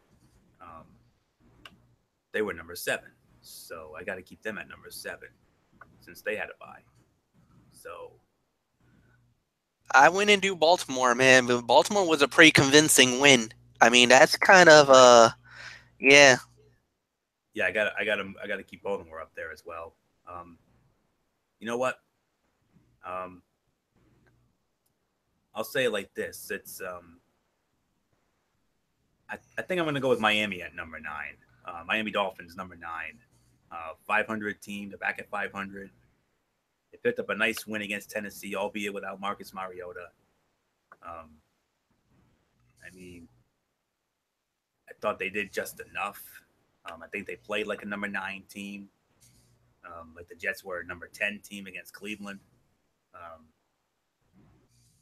Miami's got to get the offense going, though. That's all I can say there. But they somehow found a way to get it done. They picked up a nice win against Tennessee. They took advantage of Mariota's absence. They're back at 500, and it pretty much was the defense. I mean, 6 sacks. I mean, that was the difference maker. The 6 sacks of Matt Castle, and Cutler didn't do much of anything. He threw a touchdown pass though. Jahi 77 yards rushing, 6 sacks for the Dolphins. Andre Branch had 2 of them. Ndamukong Suh had 1. Kiko Alonso had 1. Cameron Wake with a half a sack. Rashad Jones with half a sack. Charles Harris with a sack. So because of that Dolphin defense, I'm going to put them in at number 9. So Dolphins number 9. MF about it. Yeah, I'll give you Miami. Even I know we also have a little tough situation because we're also kind of have to think about the rule about the over 500 rule. I think that's also another thing we also have to kind of incorporate, so it makes the picks even more difficult. But yeah, I'll give you that. I definitely think number 9 is the Miami Dolphins. My number 8, Seattle Seahawks. I got to put the Seahawks here. The only reason why I'm putting Seattle here is because of the fact that, it wasn't the most convincing wins, but it was a hard-nosed defensive style win, my kind of football, more than anything else. So for me, my number 8 is the Seattle Seahawks. Anthony, go. Yeah, I'll give you Seattle at 8. They've won 2 in a row. They're back atop the West, even though they're tied with the Rams, but they have the tiebreaker because they beat the Rams. Hey, how about it, MF? I took a chance on us to do that game, and it ended up being, I told you that game was going to be good. I told you it would. And defensive battle, like you said, 2 sacks and 2 interceptions of Jared Goff. Russell Wilson with a touchdown pass, but he got picked and he threw 3 and he got sacked 3 times. Running game did nothing, but Jimmy Graham had a receiving touchdown. But I think ultimately it was the defense that was the difference maker, and the Ram offense just couldn't get going.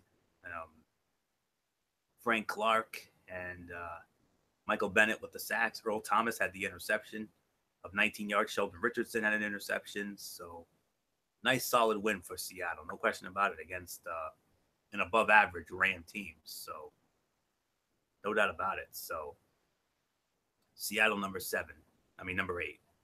My number 7, I don't know how this is going to how it's going to strike anybody, but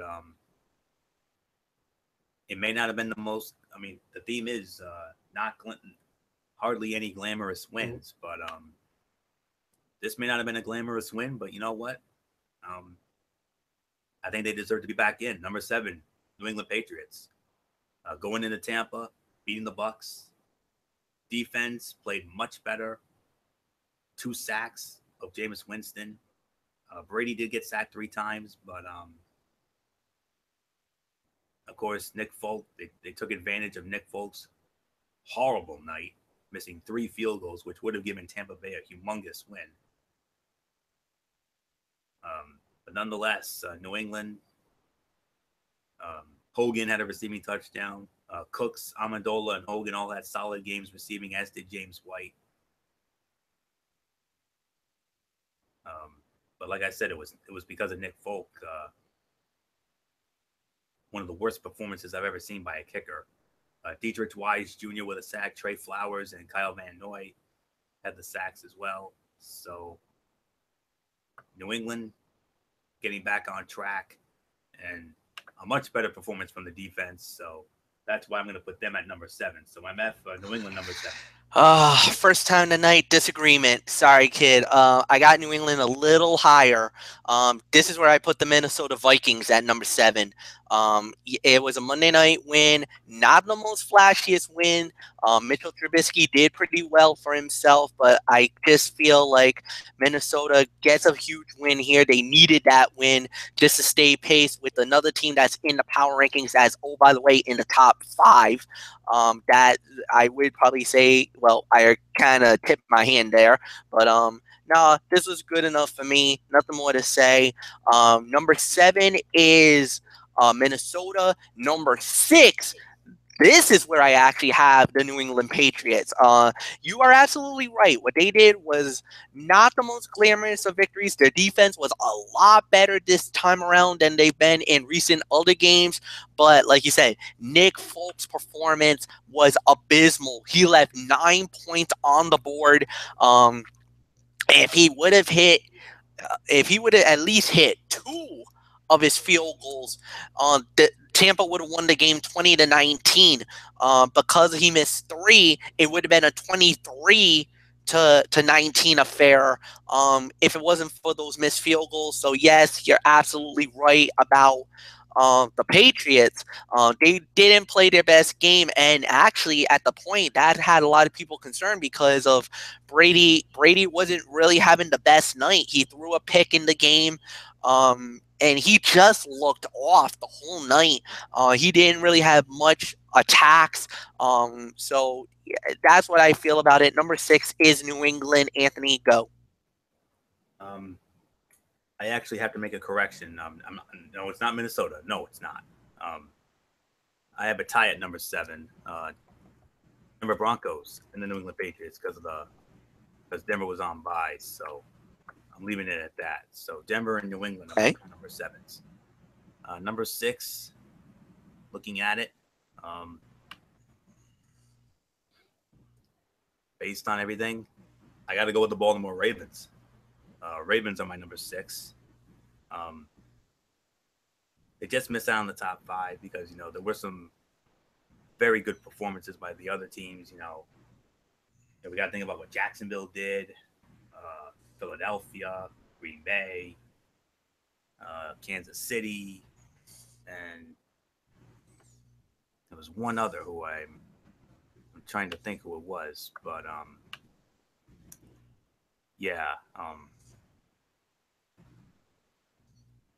man, who was that other?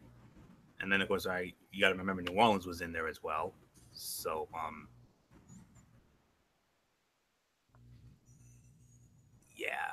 actually no, scratch that.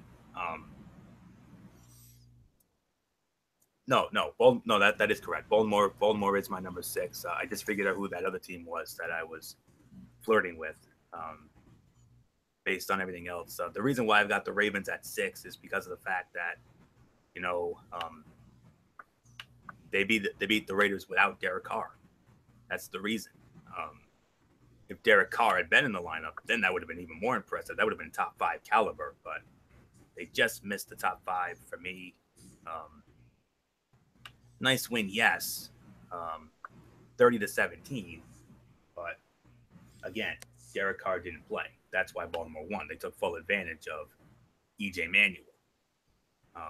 3 sacks, good.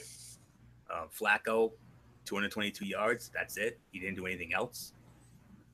Allen had a rushing touchdown. The receiving corps did next to nothing, even though Wallace did have a very good game, 133 yards, but there were no TDs. That counts for a little extra. And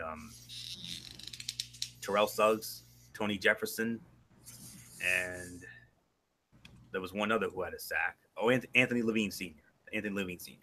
But the reason why, like I said, I'm putting Baltimore at 6, there was no Derek Carr. If there was Derek Carr, top 5 worthy, but they just missed out. Baltimore Ravens number 6, and that's about it. I'm gonna give you the benefit of the doubt there, Anthony. Yes, I want to say that was definitely a good call on your part, no doubt about that. I don't know at what the end game will look like, but I do know that this was the right decision to make, and I got really nothing more to say. So yes, you made the right decision. Baltimore definitely gets that marker there, which would have been my number 6, I guess. Yeah. And now we are into the top 5, and I believe you lead off on the top 5. Oh yeah, that's right. Or do I go? Yeah, because I was doing all the evens, you were doing all the odds, so it should be you. Yes. So all right. Top 5. Looking back at it, in no particular order. I mean, there's Jacksonville, there's Philadelphia, there's Kansas City, there's Green Bay, and there's Carolina. Those, to me, were the 5 most impressive teams of last week. The question is, where do we rank them? That's the tough part. But I think I know who my top 2 are going to be. 3, 4, and 5, though. That's not going to be easy. But number 5. Ooh, this is a tough one. I think it's going to be between Kansas City and Carolina. Carolina going into Detroit, beating the Lions, or do I give it to Kansas City against Houston?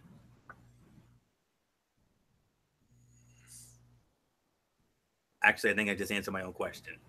I'm going to go Carolina at 5. Carolina Remember, these are retroactive to last week.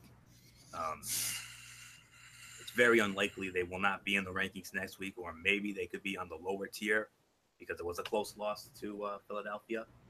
But they beat Detroit 27-24. The defense recorded 6 sacks of Matthew Stafford. Cam Newton 3 touchdown passes, over 300 yards, and it was a great performance by Carolina. A humongous win. Kawan Short 2 sacks. Thompson, Munnerlin, Julius Peppers, and I don't know who else had sacks, but they played a very complete game as well. Like I said, this was a tough decision. I mean, like I said, it was between them and Kansas City. But I just felt that Kansas City, putting up 42, against Houston, and the fact that that their defense, it was not an easy decision at all. I'm not going to kid you, but yeah, it is Carolina. I mean, I think I'm going to give Kansas City the benefit of the doubt over Carolina.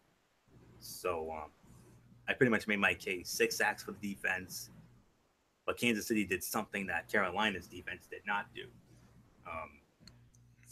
Or I should say, Kansas City did something Carolina did not do. They absolutely decimated Houston's defense and took full advantage of that. So with that being said, it was very tough. But I gotta say Carolina reluctantly at 5. So I'm sure this is gonna be a disagreement. Not really. I'll give you the benefit of the doubt on that one, and I'll give you Carolina at number 5. You did talk about Kansas City at number 4, which is fair enough for me too. I'll give you the benefit of the doubt on that as well. So no, you got the two right. No doubts about it. So yeah, 5 was the number 5 is the Panthers. Number 4 is Kansas City. So no, you pretty much covered it. So now we're into the top 3. Yeah. So the Carolina Panthers are number 5, and I have a tie at number 4. Kansas City Chiefs, and the others the New Orleans Saints because of the bye. So 42-34, Kansas City beats Houston. Alex Smith over 300 yards, threw 3 touchdown passes. The defense had 3 sacks with Deshaun Watson, Kareem Hunt, and over 100 yards again. And I think of course, their kicker had a much better game, Harrison Butker. What a great night he had. 5 field goals, much better than Nick Folk, I'll say that for sure. And Justin Houston 1.5 sacks. Zombo had a half a sack. Sorensen half a sack. Jones half a sack, and very impressive by Kansas City. And they also took out the heart and soul of that Houston defense, J.J. Watt and Whitney Mercilus. So that weighs heavily, big time. So nothing more to say here. Let's move on to number 3. And I'll say it like this. I'll tell you right now, in no particular order, we got Green Bay, we got Jacksonville, and we have Philadelphia. The big question is, where do they rank? Which team gets the benefit of the doubt? It was not an easy decision, but number 1 is a no-brainer. So between 2 and 3, my number 3, I gotta go Green Bay. I gotta go Green Bay Packers at number 3. Another win over the Dallas Cowboys, 35-31, another Shakespearean drama, 5-star classic. But Aaron Rodgers only 221 passing yards, 3 TDs, and he was sacked 4 times. Defense, only one sack and 1 interception of Dak Prescott. But the offense did just enough. Aaron Jones, out of nowhere, 125 yards rushing. Adams, 2 receiving touchdowns. Nelson had 1. And, so Nick Perry with a sack, and Randall with an interception return touchdown. But there was just something about Jacksonville and Philly. I thought Jacksonville and Philly were the 2 most impressive teams last week. So Green Bay is number 3, though, because you beat Dallas, 5-star classic. Nothing more to say. Green Bay number 3. How about it, MF? I'll give you that. Green Bay number 3, no doubt about it. You definitely made the argument for that, and I'm just gonna dive right into the number 2. This is tough. This one was really close. I kind of had to really do the numbers crunching and everything else, but at the end of the day, I gotta say it.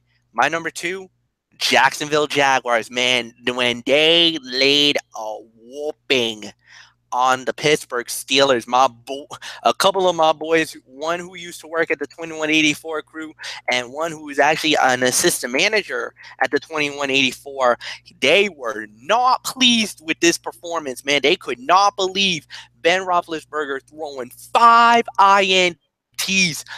They just had a horrible day, man. I mean, Martavius Bryant couldn't catch anything. Antonio Brown couldn't do anything. Le'Veon Bell, Le'Veon Bell was MIA. Roethlisberger, it was like he went into witness protection. Man, we could not even see him the whole night. There was an all points bulletin out on him. The defense was this time around. They looked absolutely amazing. Probably single-handedly the best defensive performance of the week in my eyes. Jacksonville Jaguars, if it wasn't for the number 1 and how amazing their performance was, I think they would have been number 1 this week. But my number 2 is Jacksonville. Anthony, go. I couldn't agree with you more, MF. Philadelphia is number 2. Going into I actually went with Jacksonville at number 2. Yeah, Jacksonville number 2. Yes. Yes, Jacksonville Jaguars are my number 2 as well. You're absolutely right. Going into Pittsburgh and beating up on the Steelers and Ben Roethlisberger. Defensive performance of the week. No question about it. I mean, no question about it. 30-9 beatdown of Pittsburgh. You really could make an argument that they could be number 1, honestly, because of how they manhandled Ben Roethlisberger with the 5 picks and 2 sacks as well. Bortles didn't do much of anything. Leonard Fournette, 181 yards, 2 TDs. I mean, wow, just impressive. Gibson with 2 interceptions, and I believe 2 of those interceptions were pick sixes. So, no doubt about it. You really could make an argument that they should be number 1. I could make an argument that they should be number 1, but I can't go against MF. So, you go against MF, you're gonna get your butt kicked. So, I don't want that to happen. So, I'm just gonna leave it at that. Jacksonville number 2, number 1, fly Eagles fly. It's the Philadelphia Eagles. EDP 445. I mean, no need for any profanity-laced tirade, brother. Your team's number 1, man. 34-7 beatdown of Arizona. And believe it or not, I used Philadelphia as my eliminator pick last week, and boy, howdy, did it pay off. They were only 7-point favorites, but I took a chance, and boy, howdy, did it pay off. Carson Wentz, 300 yards, 4 touchdown passes. 74 yards for LeGarrette Blount. Aguilar, 93 yards. Torrey Smith, a touchdown. Zach Ertz. Trey Burton did very well. Defense recorded 2 sacks of Carson Palmer. And You know, it was just an all-around mugging by Philadelphia. Brandon Graham and Vinny Curry with the sacks, and I don't believe they had any defensive touchdowns, but they didn't need any. Carson Wentz was the star. I mean, my fellow brother in Christ, I mean, did an unbelievable job. So, absolutely no doubt about this one. Fly, Eagles, fly, baby. Number one, Philadelphia Eagles. Hands down. I know you agree with that, MF. Yeah, no doubt about it. Philadelphia absolutely throttled Arizona. There was no, once we saw the score line, once we got into the numbers of the game, there's no doubt about it. This was a number one caliber performance. Philadelphia wins it. And like I said, after what they did last night, I mean, they might find themselves right back near the top again next week because I mean, that was 4-1 versus 4-1. They win. They're 5-1. They put themselves in a really good position right now, depending on all the other performances on Sunday and Monday. They Philadelphia, I'm gonna say it, they're definitely in a very good position to maybe become repeat number ones, back-to-back number ones. I don't think we've had back-to-back number one performances up to this point in the season. I think everybody that we've had has all been a different number one. I don't think we've had back-to-back. So, but they put themselves in a very good spot to do it. We'll see. Like I said, it all depends on on some of the other games going into next week, this week. Fair enough. So we're gonna put the bow on this edition of NFL Friday. We want to thank you also very much for tuning in. MF, I see you still have your mic on, so good thing because you started off with a shout out and then also up to feature content. All right. First off, I want to say thank you to all the great fans out there for making the show as awesome as it is. You guys are the best fans in the world. To the super fans out there, you guys know who you guys are. To my friends in the junior high and high school days, love you guys to death. To my 2184 crew, you guys are awesome. Got a chance to hang with most of them today. And that's really it, guys. So until Monday night, it's Mike Fletcher. Have a great night. Hugs and hand pounds. I'm out. So long for now. Anthony, take it home. Yeah, we'll do, MF. Of course, special shout out to all of our tremendous fans and viewers out there. Continue to make our shows as they are. We appreciate it as always. You are the best fans in the world. Special shout outs to Didi Woodson, Kevin Woodson, and the Woodson family, Matt Ward, Jason Hicksonbaugh, Daniel Latrell from the UK, our first ladies, Kaiser Butler, Megan Silva, and Lexi Calloway. One of our old school crew members just celebrated a birthday the other day. Our old friend, our longtime friend and colleague, Tommy Souza. He celebrated his birthday this week, so a very special happy birthday indeed to Tommy Souza on behalf of all of us here at Strictly Sports. We miss you, brother, and we hope one day we can have a boys' night out, a reunion of sorts, a Fortune reunion with Tommy Souza. I mean, that would be one of the greatest nights ever. So, hope you had a great day, brother, and we miss you here. We'd love to have you on our shows. You're always welcome to join us if you ever can. So, it'd be awesome if we could have you. So. Special birthday shout out to him. Of course, Eric Carrier, Jimmy Alden, Albert Edison, and Rob Parsons as well. And of course, the man himself, Derek Ferreira, who had a very busy week this week. If you saw that epic rant, he went on over 5,000 views on YouTube. Unbelievable, to say the very least. So, so well done in that regard. So, our other, our news personalities from 6, 10, and 12. Our friends over at ESPN, Fox Sports 1, NHL Network, NFL Network, NBA TV, MLB Network.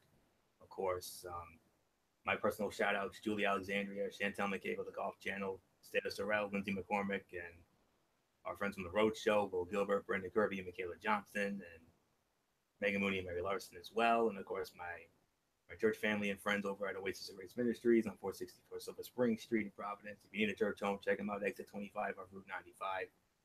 Sunday morning, 9 a.m. Bible study, shortly after 10 service.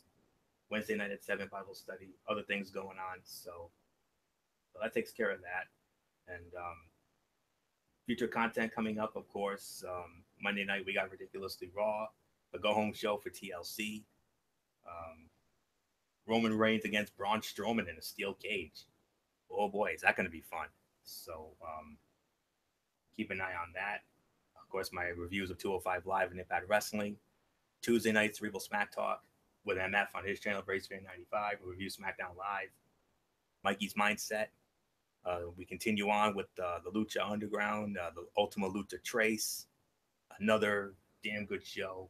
I know MF's going to have a lot to say about it. And Thursday night, perhaps our biggest college football Thursday show yet. A huge shakeup in the power poll. If you missed it earlier, Clemson losing tonight to Syracuse in the Carrier Dome. Major shakeup in the power poll, plus a huge double main event. Michigan versus Penn State and USC versus Notre Dame. Looking forward to both of those games immensely. And the next Friday night, NFL Friday, we got a big headliner of our own next week on NFL Friday. Super Bowl rematch. The Atlanta Falcons and the New England Patriots at Gillette Stadium in Foxborough. Sunday Night Football. Go, baby. That's all I can say on that. And then next weekend, of course, my preview of TLC with these guys. We'll have our preview of TLC as well as our recap. So very busy week coming up. So that's it. So until Monday night for Ridiculously Raw, it's Anthony Florio here for Good Old MF, Michael Fletcher, and Michael Bullock, and in spirit, Didi Woodson and Derek Ferreira. You know the routine, everybody. Thumbs up. Talk to you later. Yeah, throw it up Fortune 4 style. Bye for now, my friends. Have a blessed weekend. Enjoy all the college and NFL football action. And until Monday night for Ridiculously Raw, you've been watching Strictly Sports NFL Friday right here on the Tone 25 and YouTube.com. For now, Anthony Florio. So long.